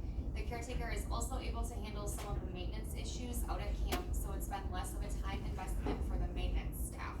Also, revenues are up from last year, and the trend is expected to continue as SHAR continues to see bookings for 2025 already. That, paired with a decrease in costs charged to the maintenance department, allow for an increase to the caretaker's hours. So the ask is moving the caretaker's annual hours from 750 to 1,200 with an effective date of October 16th, which is when a pay period begins, with an estimated fiscal impact of just under $11,000.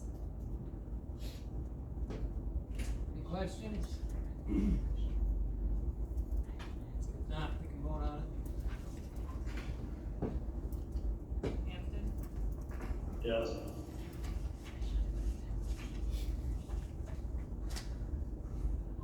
Passed by majority. Number 10, motion. Motion by, Brian Coggan, seconded by Bill Whitwick. Reassigning maintenance oversight of Rusk County Community Library, Rusk County Animal Shelter, and Rusk County Visitor Center.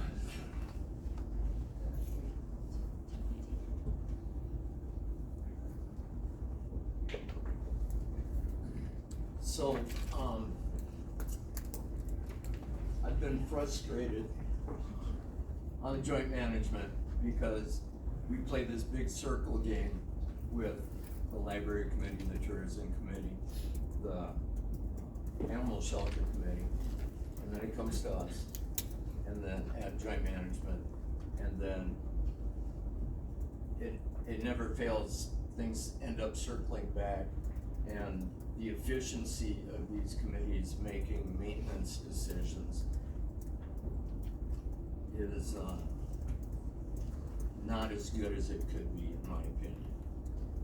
I went back and revisited all the joint agreements for those entities, and none of those agreements mention joint management having oversight, with the exception of the tourism committee and the library committee at budgeting times. And in those instances, it says that budgets shall be made or proposed by those committees and then taken to either the joint management committee or the finance committee. But even that, anything budgetary approved by joint management would still go to the finance committee. So as a committee, we felt it just would clean things up a lot if those three committees did their own management for maintenance. It's just unnecessary to come to joint management. So the joint management committee approved this unanimously and then have brought it, the city will be bringing it to the aldermen to approve also.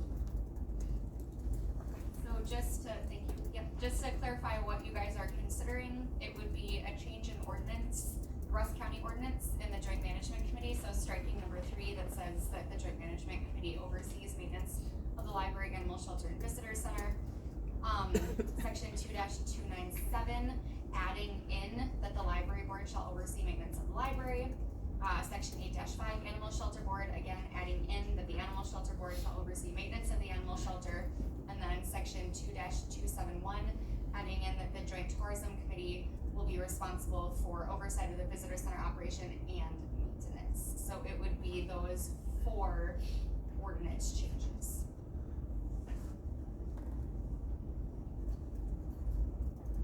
Anybody got any questions?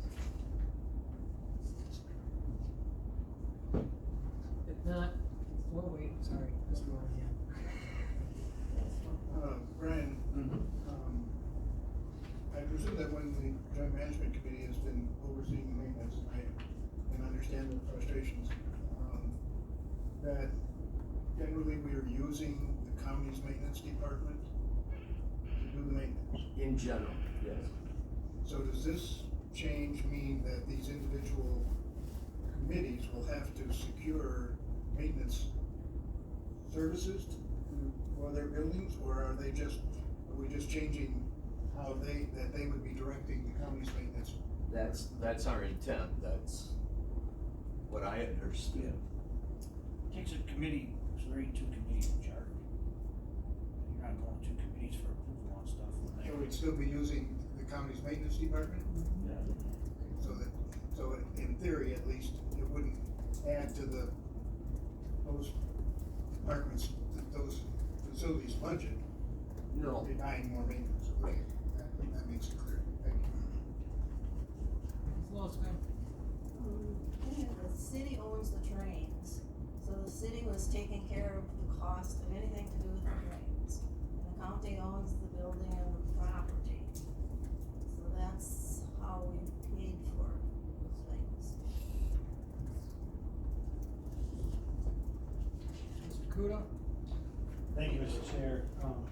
Just looking at this, there seems to be missing signatures. I was curious as to why.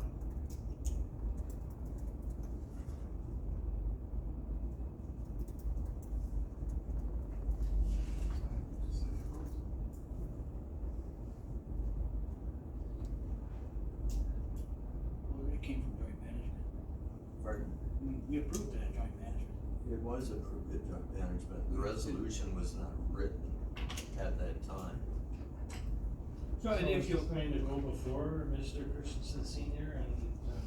So this has got, it's contingent upon going through the city council as well to approve this. If you look at line 28, this resolution is contingent only upon the city approving a similar resolution. My understanding is, Brian, you guys had talked about this already. Was Mr. Goodness absent? Pardon? Was Mr. Goodness absent at the meeting when we signed this? We signed this after another meeting. I just signed this the other day. We did not have a written resolution to present to the board tonight at our last joint management meeting. So what, you just signed this tonight? I signed it the other day. No, the motion, Supervisor Kudo, that the joint management committee made was to direct court counsel to write this resolution.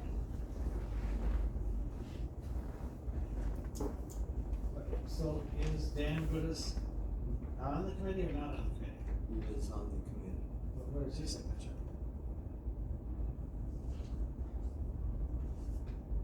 It's not there yet. Ask Mr. Lewis. I just want.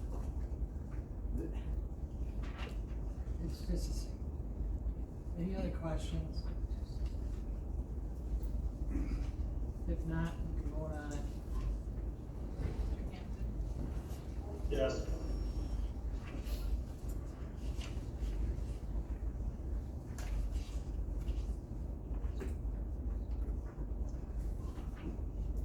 Passed by the majority.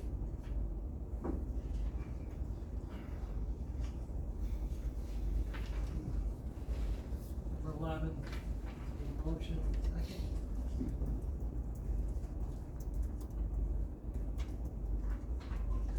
Motion by Mr. Russell. Second by John Moore. Highway worker 1 to highway worker 2 wage increase. Action. So right now, out, at the highway shop, we have two classifications of highway workers. We have a highway worker 1 position and a highway worker 2 position. The only difference in these two positions per our job descriptions is that, the highway worker 2 has 3 years of experience. Otherwise, they follow the same exact job descriptions as far as that is concerned. Our past practice has been when a highway worker 1 has achieved 3 years of service, they were given a $1 increase and a title change to highway worker 2. So we went to the highway committee and the personnel committee and then also the finance committee. And they met and approved the motion that we can kind of make this a permanent change because we have 2 workers out at highway that in September here, they hit their 3 years of service. So those 3 committees did approve that anytime a highway worker 1 attains those 3 years of service, they would automatically move to a highway worker 2, and they will be placed on the step that gives them a wage increase of $1 per hour. We're just putting that into a motion so we don't have to keep coming forward with those individual names every time that this happens. Is the highway department now, you have all the employees that you need, are you hiring? We're currently not hiring any positions at highway. Okay, are you short the 6 that were gone, or? The 6. Okay, well, I just heard from the public that there were 6 that were let go this last year, so. From highway? Maybe I was wrong.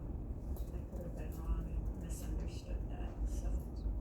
Okay, but it's fully staffed now. Correct.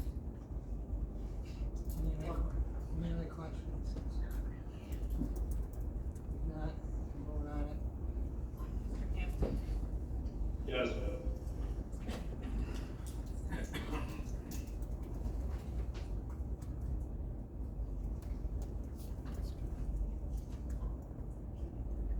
Passed by the majority.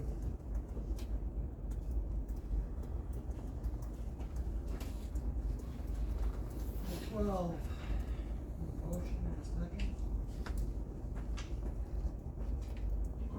Motion by Mr. Russell. Second by Mr. Phil Schneider. Amendment to ad hoc interviewing committee ordinance. Good. Okay, so the finance committee had recommended the abolishment of the ad hoc interviewing committee. It then went to the personnel committee, so the personnel committee approved the changes to this ad hoc interviewing committee resolution and also approved the changes to the personnel handbook and the financial procedures manual, which is what items number 13, 14, and 15 all relate to. So, the changes that are noted in the current resolution for the ad hoc interviewing committee would leave the ad hoc interviewing committee in place for appointed officials only, as is outlined in section 2-119 of the Rusk County ordinances. So those are, our appointed officials are all of our department heads, and a few other positions that are considered those appointed officials. So that would leave the ad hoc interviewing committee in place for that. The ad hoc interviewing committee has historically left the final say in hiring out to the department head, and that's per our county ordinance that you can see on line 16, that the department head has always made that decision of who ultimately gets to be hired. So again, the impact of approving the finance committee's suggestion to abolish this committee, which I'm saying that we recommend it and leave it in place for those appointed officials, would then lead to necessary changes to our handbook and our Rusk County financial procedures as well if this were to get passed.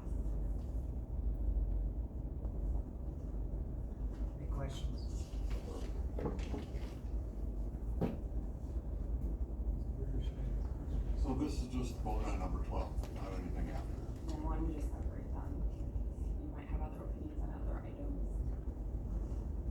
Double check. Just double check. Yeah, so you don't need as large a committee to interview anymore, is that the idea of this, or?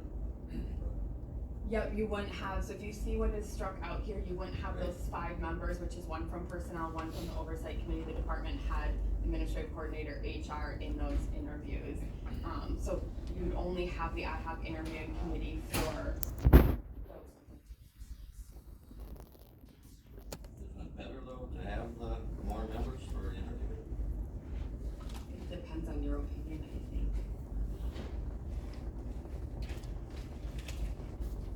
Agreed.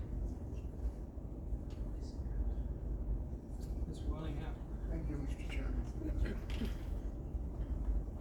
Probably will be making my remarks applicable to all of the resolutions in regard to changes in the handbook, not just this particular one.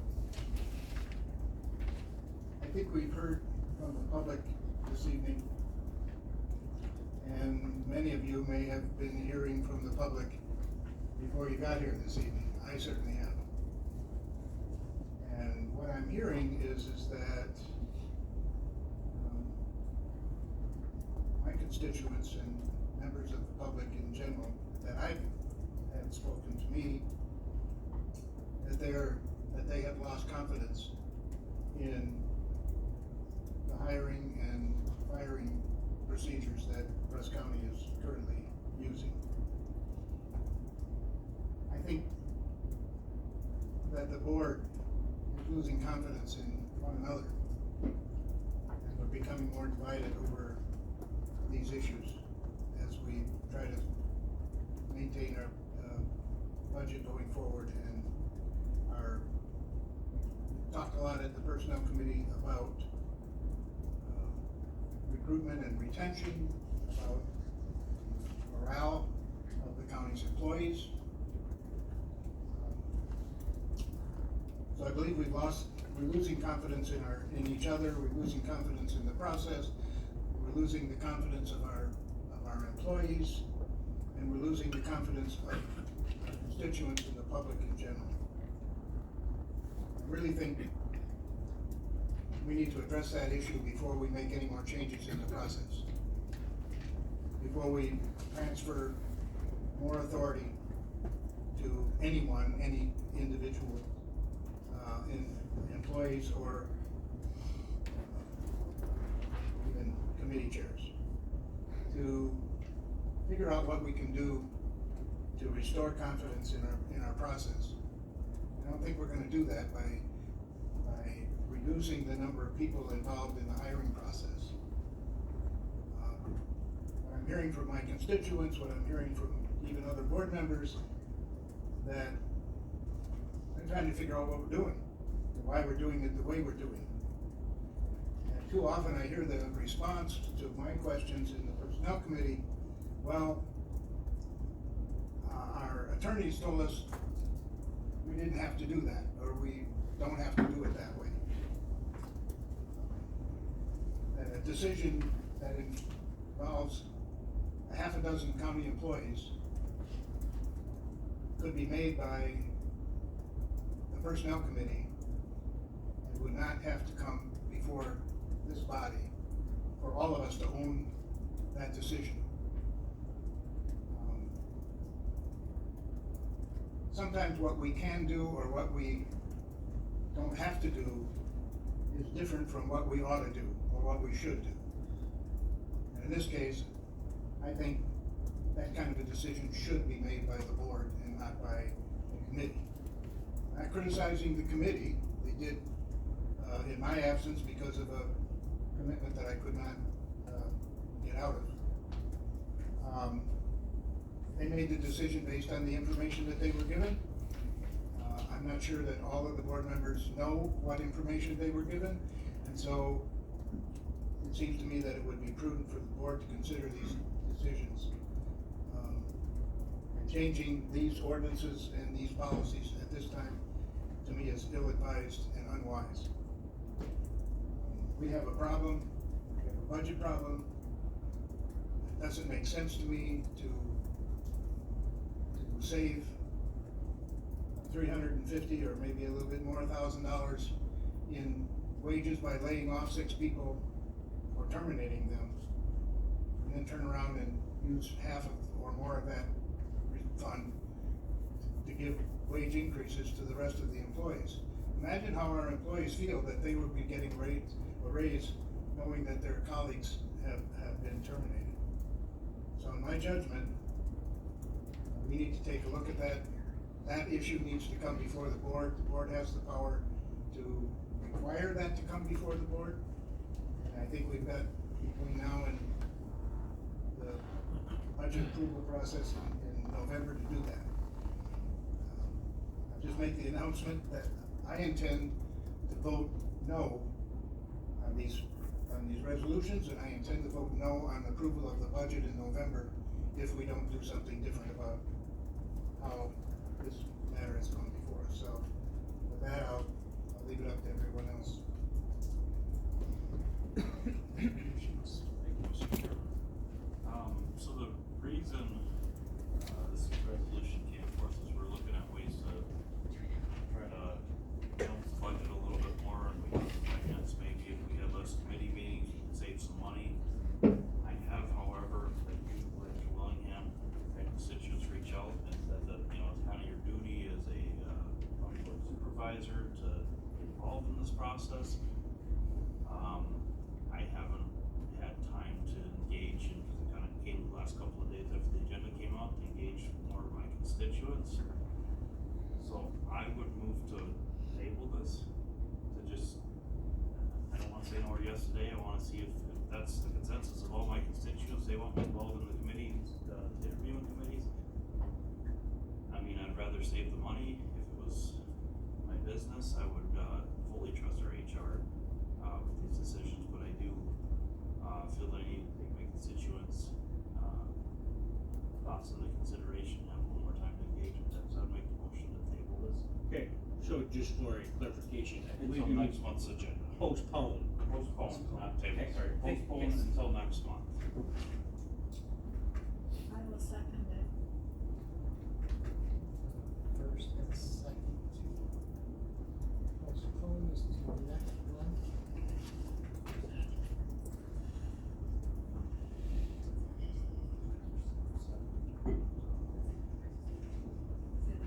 Yes, we give them.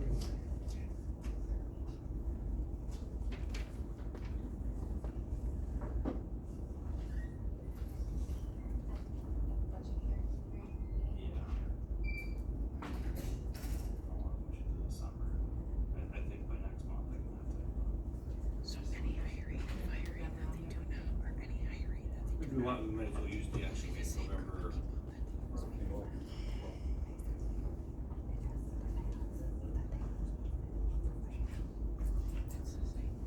And I told myself when we left, I think I made the motion at finances on this one here, so.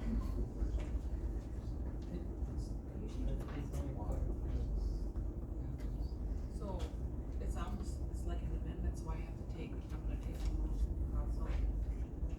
Is that what you do? No, it's a motion. I know, but we already got a motion and a second.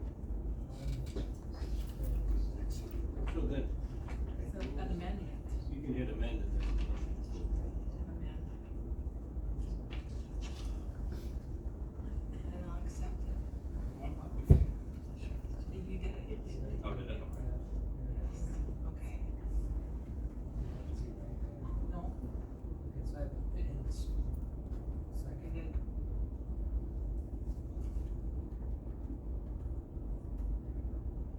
Okay, so is there any other discussion on this? If not, it's gonna be postponed till November's meeting. If not, Mr. Russell. Are we postponing 12? Or everything that falls after that? Just 12 is what the Just motion is 12. for. I can't really make the motion for all of them because we're not on those agenda items. I think Yeah, the others would fall in line, Yeah, you're all set. but it is separate agenda items. So just 12, Mike. I guess I'm confused. I don't know how streamlining the hiring process anything to do with the budget shortfall. Streamlining the hiring process takes less people out, and as far as, are we actually saying that the more people we have interviewing people to hire, the higher the trust level is by convoluting that whole process?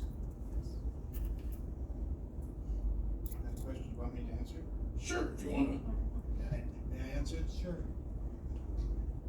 I think that what I'm hearing from my constituents is that they're trying to figure out why a small number of people are making a decision that they believe should be made by the entire board.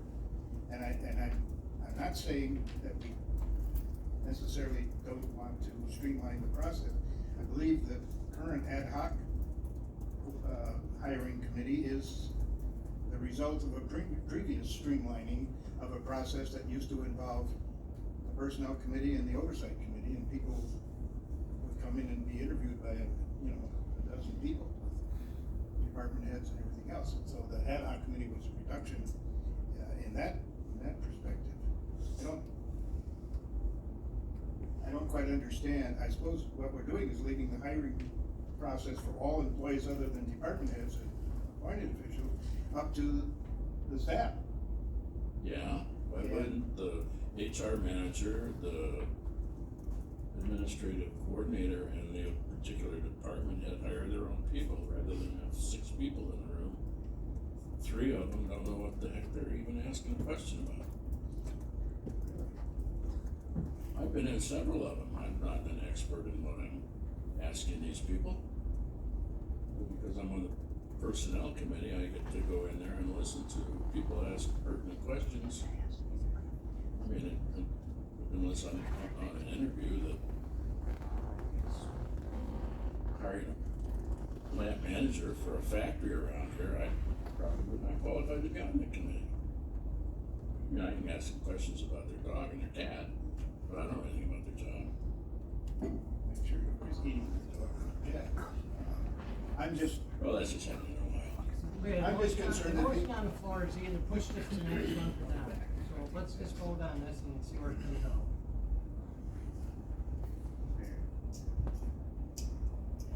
Mr.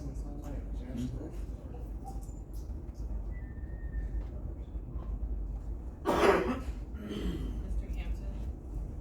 Yes.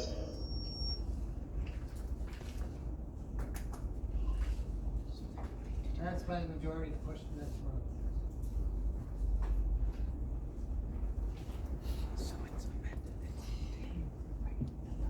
Chairman, I would make a motion to postpone 13, 14, and 15.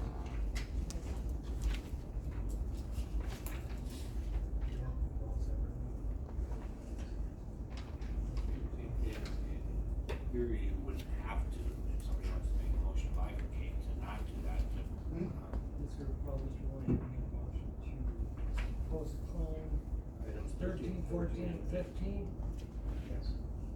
to next month. Yes, please.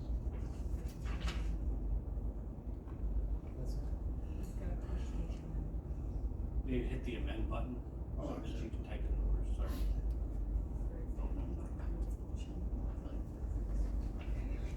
Moved by Mr. Williams, second by Mr. Tom Hanson, to push 13, 14, 15 to the November meeting, correct? Correct, Dave? Dave? Correct? Yes. Motion to push everything to November meeting? Yes. Do you want to just do it all the way through 21? You can take the next 3. No questions or comments, we'll vote on it now. Once Ms. Meyer catches up. Tom Hanson. Yes. None of the resolutions were had motions to adopt, so my motion was just a motion to. Mr. Hampton? Correct, it's coming. Mr. Hampton? Yes. Mr.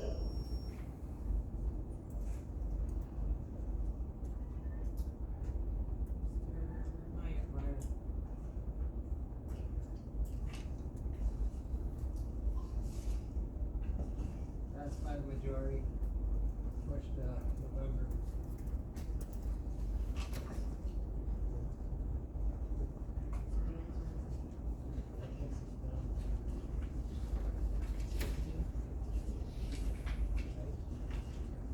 Number 16, your motion and, second.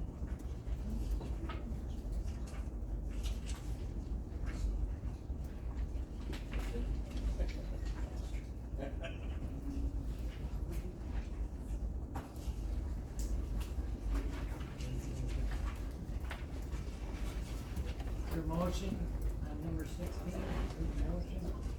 Motion by Mr. Van Goodis, is there a second?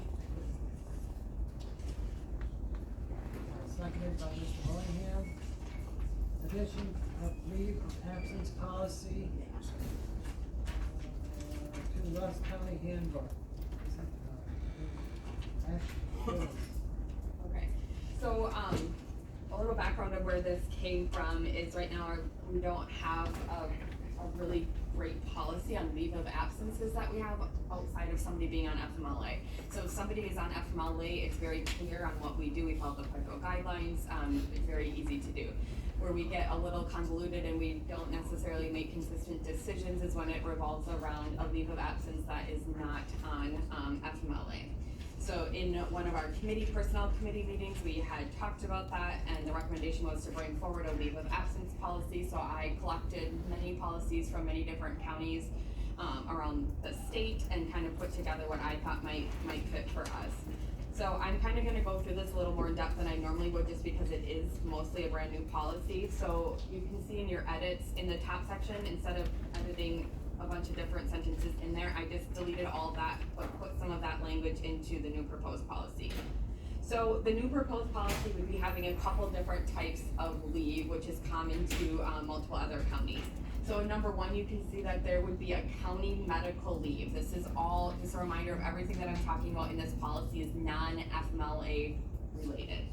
So a county medical leave, somebody that would be eligible for this would be if an employee needs continued time off upon exhausting their FMLA leave, or maybe they have not worked for us for a year or have not met the hours threshold, so do not qualify for FMLA. This type of county medical leave would be for the employee's own serious health condition only. So it wouldn't be for a family member or anything like that, it's just for their own serious health condition. We would only approve it on a continuous, so not an intermittent basis, and it would be for, what I recommended in the policy would be for up to 6 weeks, and that would be supported by, medical documentation that they would have to provide just to HR, that way it's not getting out to everyone, that they do have some sort of medical leave.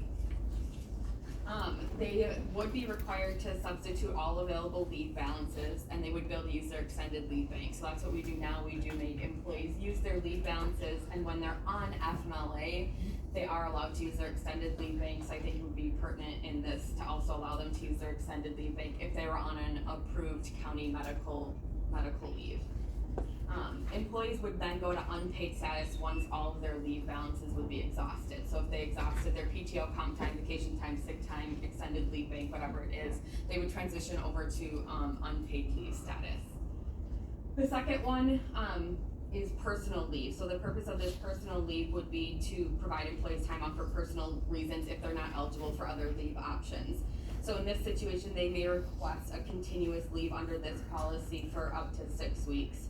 An example might be, say it's an employee that's only been here for 8 months, they don't qualify for FMLA leave, they need to take some time off for care of their mother who just went on hospice. That would be an example of somebody that might qualify for a personal leave to apply for this. So employees, this also has to be continuous, so not intermittent. They can apply for up to 6 weeks, but the department head and or HR may grant any amount of time up to that 6 weeks. So a personal leave of absence, these would be discretionary though, with consideration given to the staffing needs of the department and determining the best interests of the county.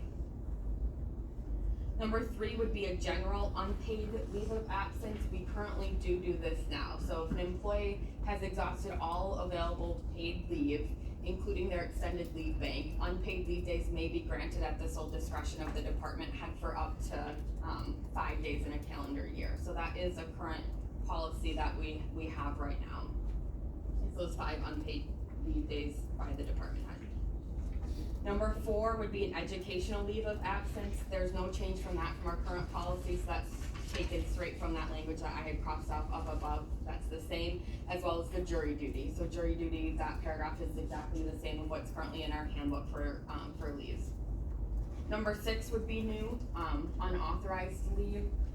So an employee who is absent from work without approval obviously would receive no pay for the duration of the absence and would be subject to that disciplinary action involving failure to report to work. An employee who would be absent from work without authorization for up to 2 or more days is considered to have resigned their employment with the county. Number 7 would be other provisions while on non-FMLA leaves of absence. So this would be while they're on any of those leaves of absences that we talked about. Outside employment, that's something we currently have in there that you're prohibited from taking a leave of absence for gaining outside employment with another employer. B is a continuation of benefits. This would be a change from what we do now, but it's really common, especially to public sectors. So any non-FMLA leave of absence would not provide any benefit protection. So if an employee would be approved for a leave of absence, their health, dental, and vision benefits would terminate the last day of the month following their last day of pay in that active pay status. So this includes work time and use of leave balances. So if somebody's taking PTO, somebody's taking comp time, somebody's taking extended leave time, they're still on a paid status. So their benefits would still be, they'll be covered because they're using their PTO, we're taking the deductions from their paycheck, they would still be covered while they're on that pay. Once they would go over to an unpaid status, so they run out of all leave balances, they go over to an unpaid status, the county would then discontinue their contribution towards the insurance premiums, and the employee would be eligible to enroll in COBRA to apply for that portability coverage. If and when the employee returns to work after their non-FMLA leave of absence, the group health coverage would be reinstated the first day of the month that follows the return to full-time employment. And then the employees during that time are also required to pay for all disability, life insurance, and select benefits that they may have. And failure to make the required payments would result in termination of these insurance coverages, as is indicated in section C, which is termination of benefits. So that just talks about when we as a county would be able to terminate those benefits. So if an employee informed the county that they're not coming back after the leave, if they failed to return to work when their leave period is up, or they failed to make payments, that their termination of benefits would happen. Other conditions just would be that employees are expected to return from leave as soon as possible, regardless of the expiration date of the leave that was given to them. So if the employee is unable to return to work on that first day after the leave, the supervisor must be notified as soon as possible, but no later than that scheduled work shift.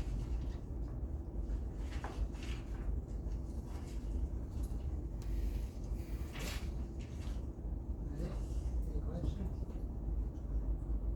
I do have one quick question. Mr. Schneider first. If I got that right, the employee comes back like in the first week of the month, you're not gonna be covered by insurance until, Their continuation through COBRA would already be covered through I that don't one. know what COBRA is for sure, so. It's the continuation of benefits that they would basically pay. So they're covered when they come back. Yeah. Let's roll on. Thank you, Mr. Chairman. I noticed that we're still confiscating the jury fee that jury members received. Does anybody know what that amount is now?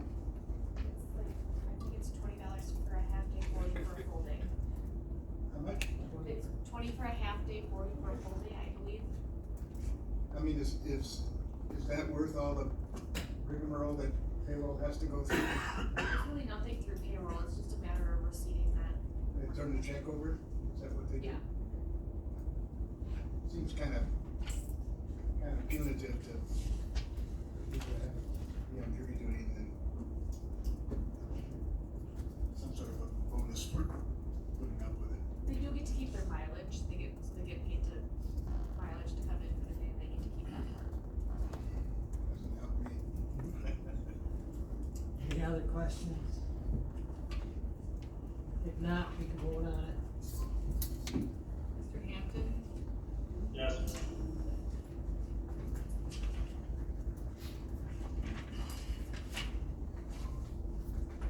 Passed by majority. Number 17, need a motion? Second, so which one?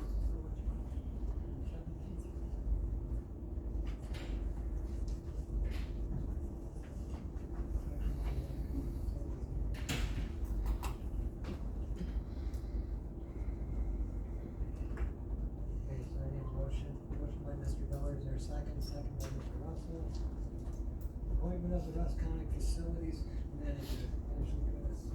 Okay, so the ad hoc interviewing committee selected Brett Ewer as the facilities manager at a pay rate of $33.42 per hour with a start date of October 28th, 2024.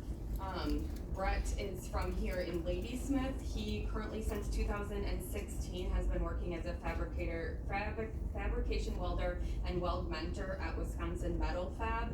He is excited to come here and put more of his management experience to use and to use that at a greater degree. And before 2016, he was a maintenance worker at Anchek Construction. Any other questions? None being heard, you can vote on it. Mr. Hampkins, Yes.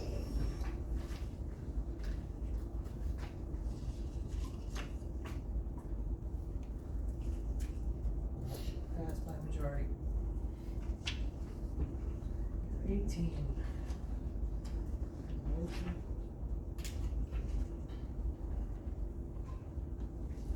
Motion by Mr. Russell, second by Mr. Goods.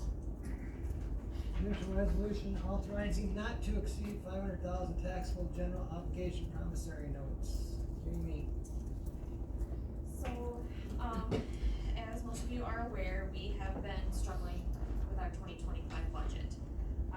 We have, been able to make some cuts that were easier than others, and part of the reason for our deficit is because we have some very high cost placements in our health and human services department, and they are court ordered. And so with some of the help and advice of another county and consultation with our municipal advisors and bond counsel, we have determined that there is a caveat in the state statutes that would allow us to issue general obligation notes for the purposes of court ordered judgments and complying with them. So, you know, I talked to Jeremy Jacobs earlier today, and he's here if you have more questions, but we have 3 very high cost placements, and they cost, one is approximately $250,000 a year, the second one is just under $200,000 a year, and the third one is about $137,000 a year. And Jeremy's doing his best to find, you know, the least restrictive environment for these individuals, but right now that's what we're faced with for our 2025 budget. When our levy limits were put into place, obviously we didn't have these kinds of costs in our operating budget. So trying to find room in our operating budget to pay for these mandated placements has been very difficult. So what we are proposing is issuing a short-term note to one of our local banks to borrow at the end of this year, pay off within 90 days, so that we can put that on our general obligation debt levy and not have to utilize as much of our operating levy for these purposes. I did talk to 3 different banks as far as what they would offer us for interest rates. 2 of them came in at 4.95%, which were Cumberland Bank and Chippewa Valley Bank. And the other one was Citizens Community Federal, which came in at 6.69%. So if you decide to move forward with this, I would like you to also include which bank you would like to award this to. Questions?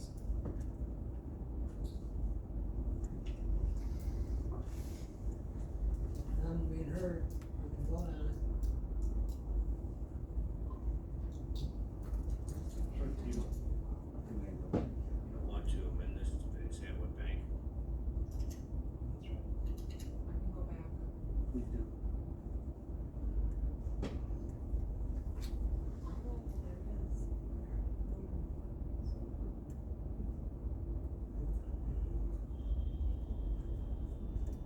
Included for someone to make a motion to include, or to amend. Including a bank name. Would it be worthwhile to go back to those 2 banks and try one more time, see which one comes up cheaper? If that's that's I'm your asking, I don't know. recommendation. I didn't want to, you know, I didn't reveal the interest rates at the finance committee meeting where they approved this resolution, because I'm still waiting on one, and so I wanted to make sure that we got the most advantageous rates. You go back to all three of them if you're gonna go back. Somebody might have a asset change of heart. Would it be possible to go back to the two banks that have equal offers and ask if you could do half one and half the other?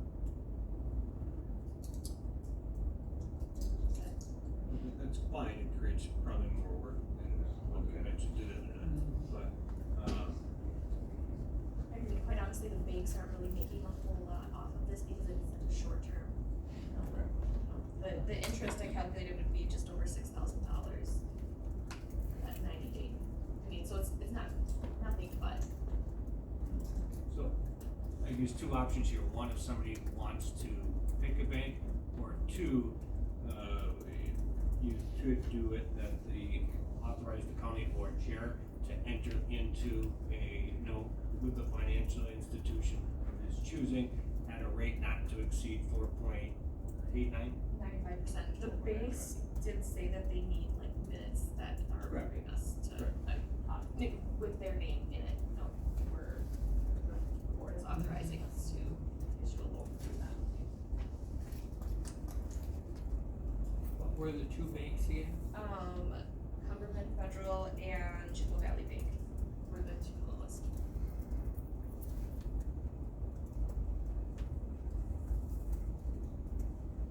So we need to state that in an amendment, Mr. Chairman? Could be appropriate. I would move to amend using the language so eloquently provided by our corporation counsel. Okay, except we need to enter into a bank. We want a bank. I thought we were gonna authorize the chairman to choose based on. No, it needs it. In Jamie's conversation with the banks, they want the bank specifically listed in the minutes of the meeting. Oh, okay. So you either pick Chippewa or Cumberland Federal. Cumberland Federal is the two cheapest.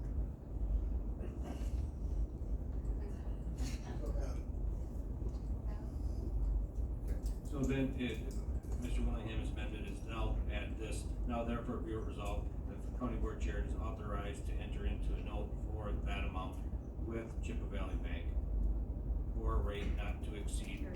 4.95.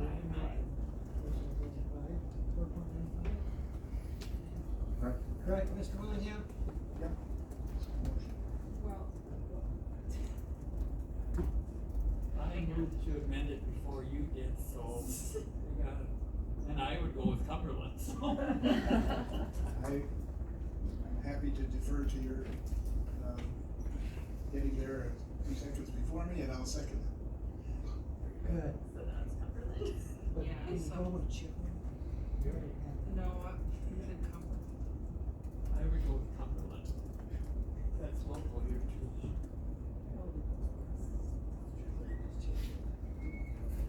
So, That, and Mr. Willingham's got that. Mr. Graduation made the motion. It's good to be a service. I see.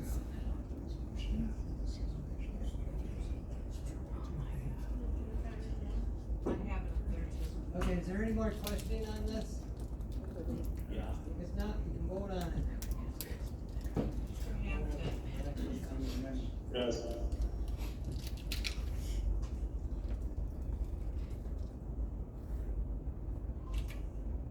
That's by majority.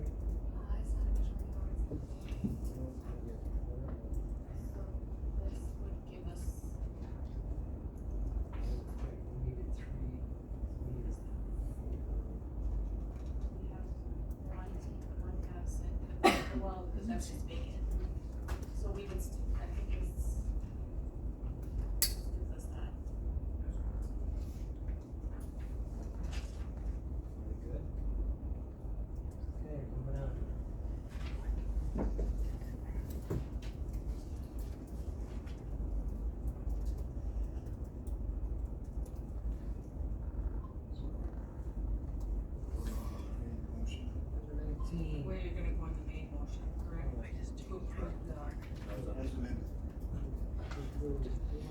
If not, vote on this. As amended. Mr. Hampton, So we're just voting to go with the Cumberland Federal or? Correct. Okay, yes.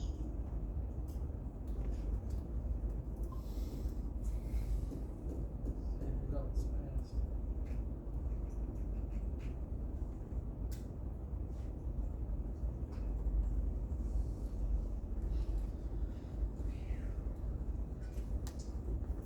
Number 19.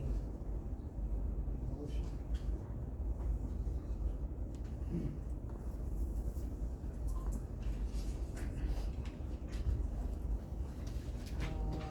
Motion by Mr. Moore, seconded by Jerry Redwick.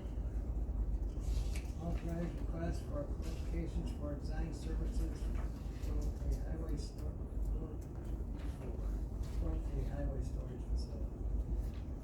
Okay, so this was forwarded to the board from the ad hoc construction committee.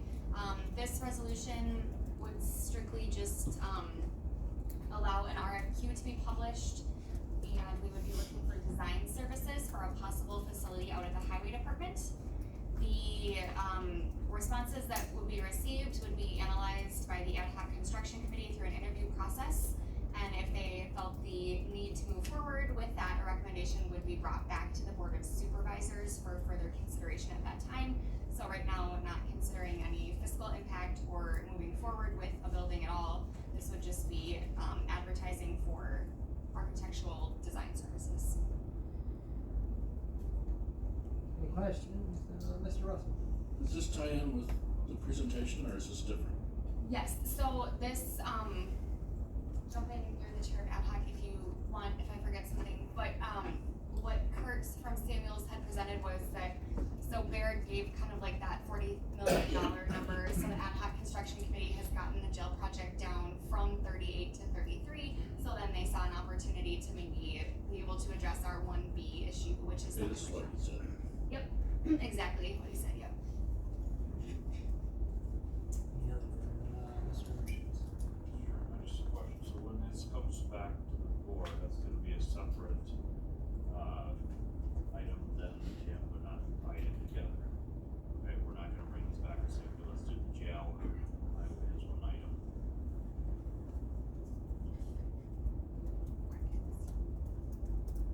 That's a decision. Like we should be voting on specific issues, not so this gets wrapped up in one thing. Well, I think Try to push something.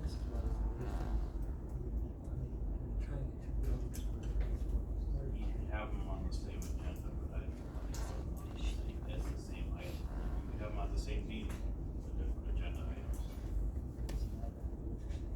That would be my suggestion to the ad hoc committee. Future.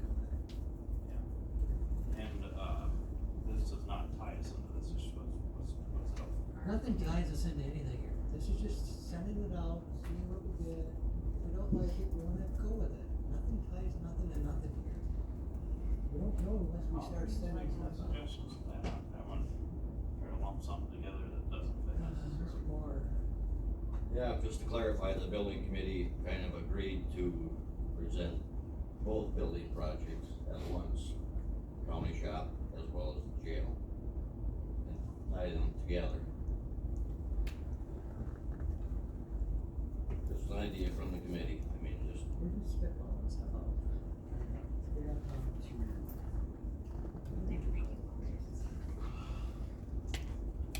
Smells good.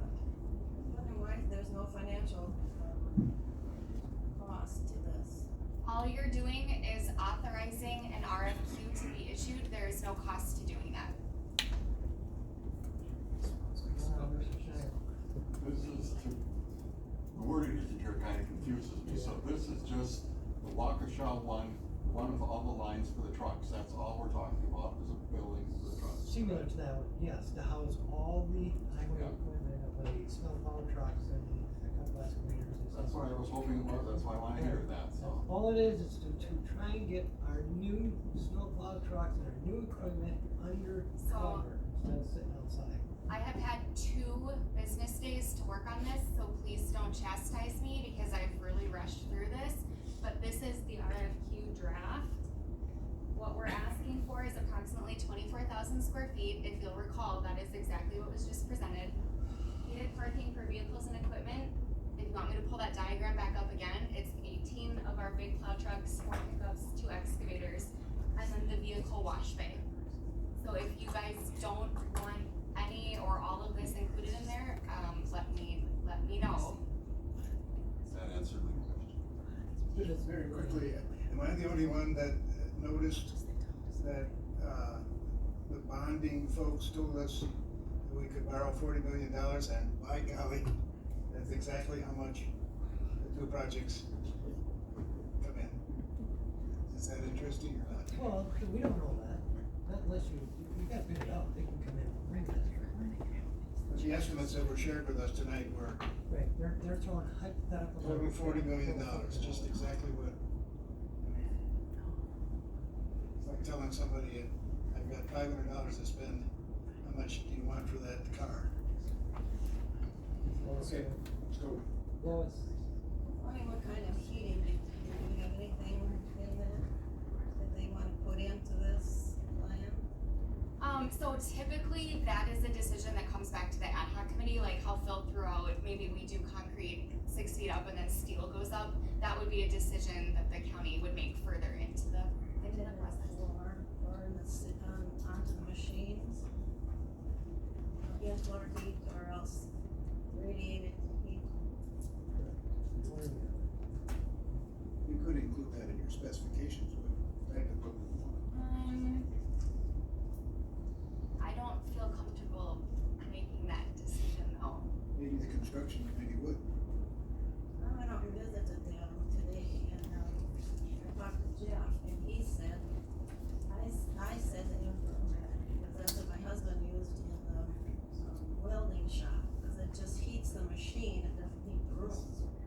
He said, because the snow is melting in it, the radiating, the heat from the ground floor would evaporate that, and you wouldn't have all that slush and stuff in there, that's what he brought up to me about.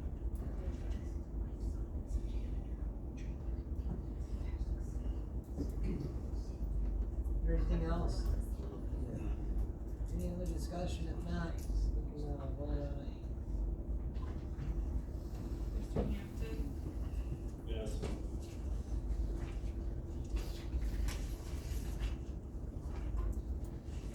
That's by the majority.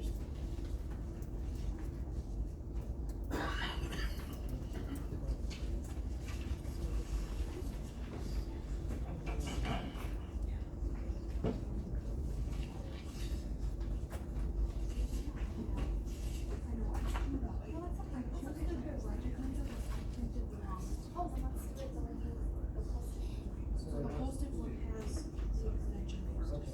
Okay. Okay. Number 20, the extension, or need a motion for the extension. for the extension. And motion by Mr. Russell, second by Phil Undershoot. Extension of the interim facilities, manager wage increase for the training purposes. Ms. Ashley Booth. Okay, so we appointed an interim facilities manager on July 23rd of 2024. And as I told you guys earlier, a facilities manager has been hired and is starting on Monday, October 28th. So the person serving as the interim facilities manager is needed to assist in this role through 12/31/2024 in order to ensure a smooth transition of knowledge, to avoid disruptions in services and projects, and to set the new manager up for success. So Jamie was able to do a more deep dive into the fiscal impact, looking at exactly what this person had for overtime hours, so looking at those actual charges, taking into account the increase in WRS, in FICA, in work comp, all of those percentages. So initially when this went through finance, I just want to be very transparent, when it went through finance at first, the estimated value was, or the estimated fiscal impact was approximately $5,000, and that was more so for the gross wages. So total, if we were to go through 12/31, based on the overtime hours that she currently is and was working the past how many pay periods, which is so fluid, you don't know if that's what she's gonna continue to work with this interim, or with the facilities manager coming on board. The total financial impact would be $6,633.12 through 12/31. If one of you had thought to amend the motion to 12/15/2024, so cutting it off a pay period sooner, it would be at that $5,175. So it would be closer to what finance had approved for that financial impact of that $5,000. So that is taking into account those actual overtime wages with hours, and then doing all the benefits.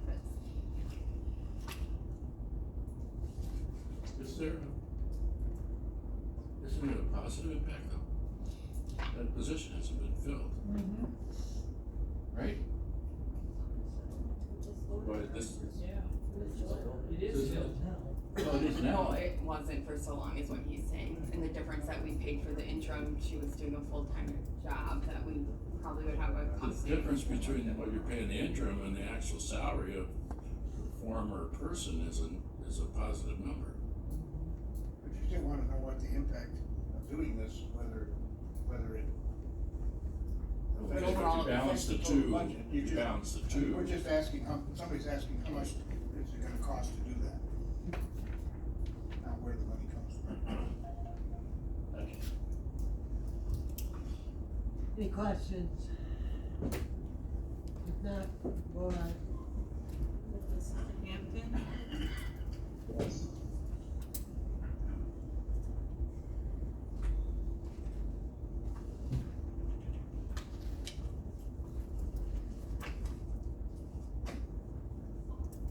That's by the majority.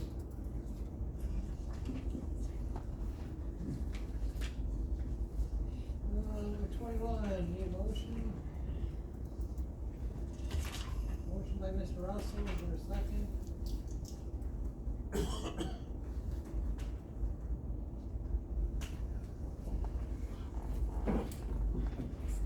there a second?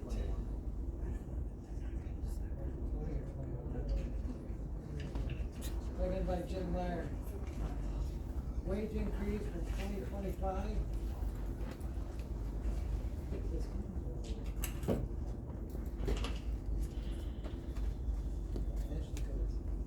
So, this resolution is one, that was written with what finance had proposed to be, employee increases for January 1st of 2025. I'm sure you guys, obviously it's a contentious topic, I'm sure everybody has had a chance to look through this and read through this, so I am just gonna open it up if there's any questions for us.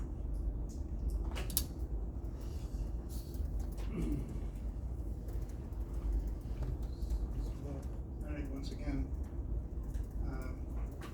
there is opposition to this proposal.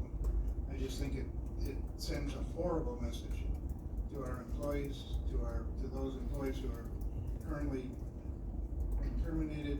Sends a terrible message to the public that we're cutting positions and then using half of the savings or more than half of the savings to give increases. It just doesn't make sense to me. But I also have a question for clarification with Mr. Summerfield. Is it my assumption or my understanding correct that to take money out of the contingency fund requires a 2/3 majority? Is that true? Well, this is gonna be set by the budget next month, so then it would be set majority, because it's gonna be approved in the budget for this year. That's not what the resolution says. It says wage increase for 2025.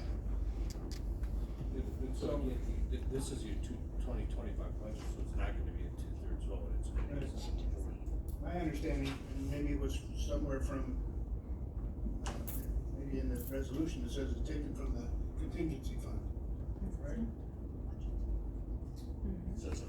Yep, lines 8 through 10 say, proposing that the 2025 budget be amended to move more general fund balance into contingency. So I think what Rich is saying is that you're approving that at the budget hearing next. So whatever that says in the whereas, it's gonna make a difference, it's gonna be approved at the budget next month.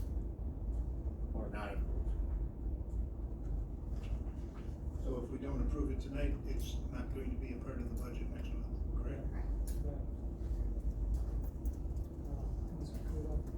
Thanks, Mr. Chairman. I would like to amend the motion to say that we freeze all wages for 2025 due to the trouble that we've had with balancing our budget this year. So just as a, To get our spending in line. just as a point of order, and no troubles to make a motion to do nothing, doesn't make a lot of sense in the resolution. Because if you're not going to approve the wage, vote it down. I guess then, I'm just voicing my opinion or what I think. Okay. Well, it's good. I was wondering why this new policy came about now. This is something new, why did somebody think of this now? Purpose? Which policy were you referring to? Of having this, COLA. I don't think that's a policy. I think the board has historically considered wage adjustments every year.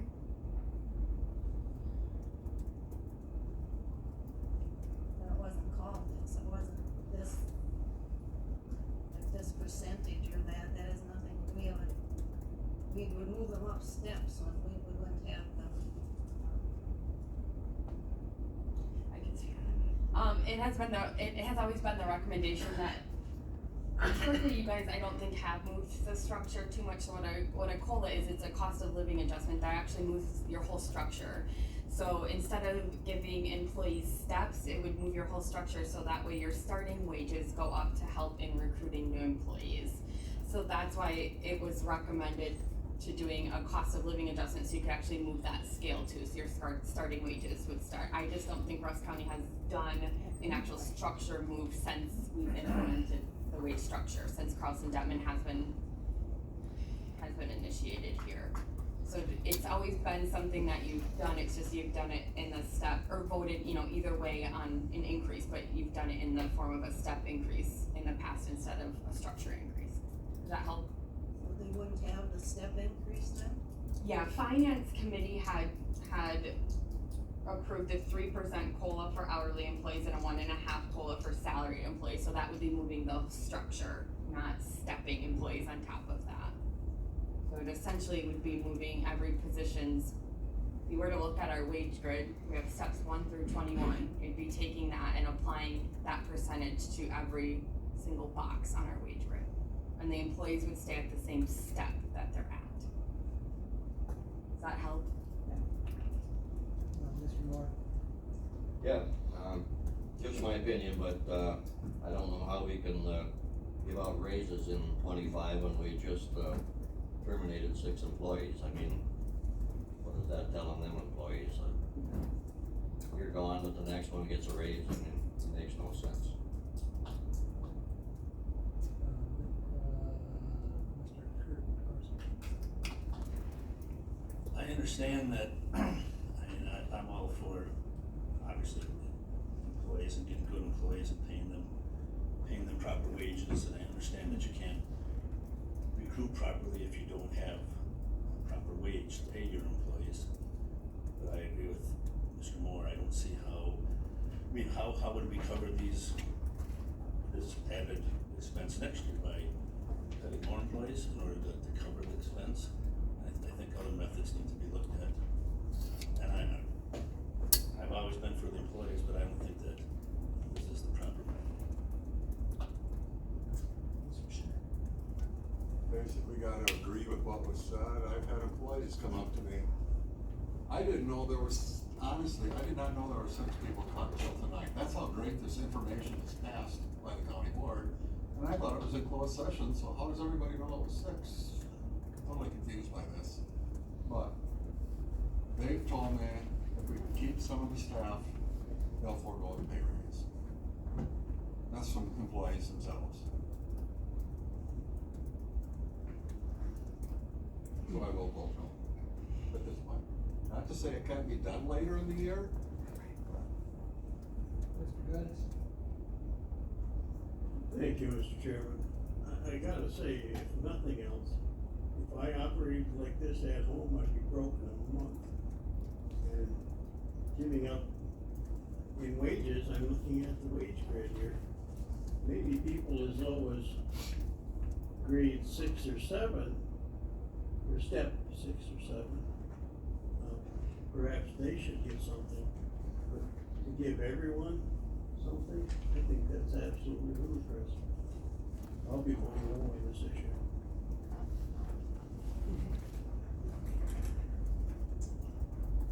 Any more questions? If not, we can vote on it.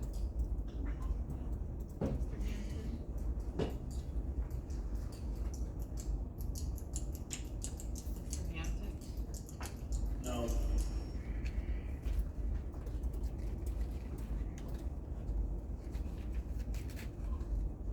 Resolution fails.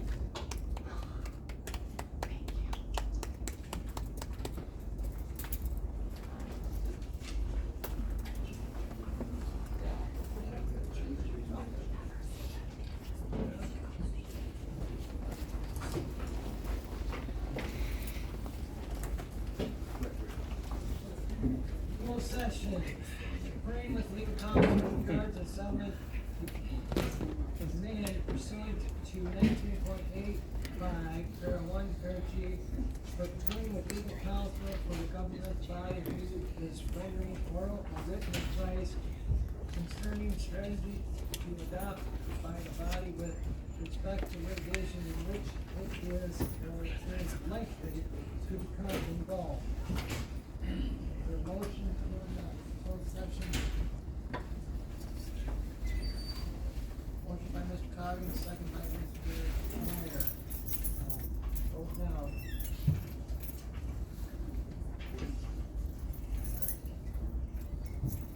have a good night, Alec. Is that? Have a good night. We have to take you out, you can't be in the closed session, Alan. He's already out. I hope he's Time to change the diapers.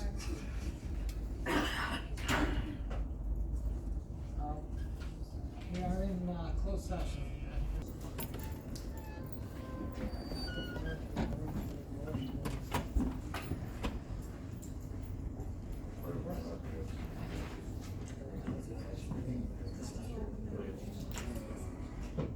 No, wait.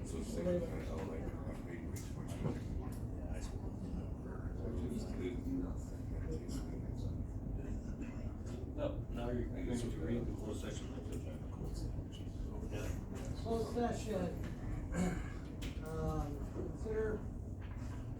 Consider offer from the city of Ladysmith to acquire jointly owned industrial buildings pursuant to Wisconsin State 19.85, para 1, para E, deliberating and negotiating the purchase of public properties, the investigating of public funds, and conducting other specified public business, whatever the competitive or bargaining reasons require a closed session.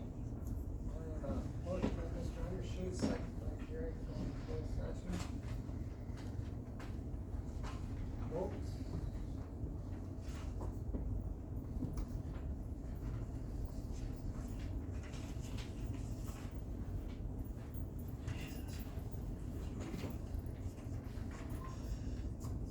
Yes, we're in closed session. Let's see. Closed session. Consider response to City of Ladysmith corresponding regarding their intent to withdraw from the animal shelter to Wisconsin State 19.85, para 1, para E, deliberating or negotiating purchase of public properties and investing of public funds, or considering other specific public business, whatever competitive or bargaining reasons require the closed session. Motion on closed session by Mr. Miller, and second by Mr. Whiteway.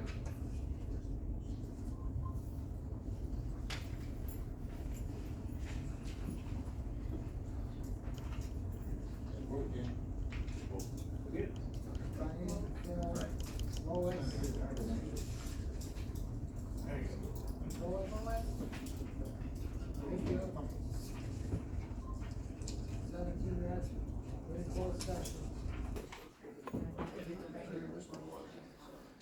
any announcements?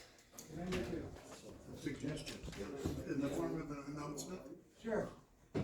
Quick. There's been some confusion, and I'm not confused, but some people have been confused. But when the board or a committee conducts a closed session, the agenda always says something to the effect that there's going to be some possible action taken in the business of this closed session. And so then when the minutes come out and it says no action was taken, some people don't understand that that means no action was taken in the open session, that no action was taken in the closed session. So if we could figure out a way to word the minutes better so that people know that we didn't hold a half-hour closed session and do nothing. Right. And we do take action in closed session, and many times we don't follow up with action in the open session, or sometimes we vice versa. But if the minutes could just state that no action was taken in open session on the content of the closed session or something, so that people understand that. Better clarification. Yeah, because somebody's questioning about that, why do we have the minutes come out and say no action was taken? When we know maybe there was, so. Fair enough. Any other announcements? If not, I entertain a motion to adjourn. Well, you may wanna mention about Oh, the next sorry. board meeting. Next board on meeting, 12. November 12th, 9 AM.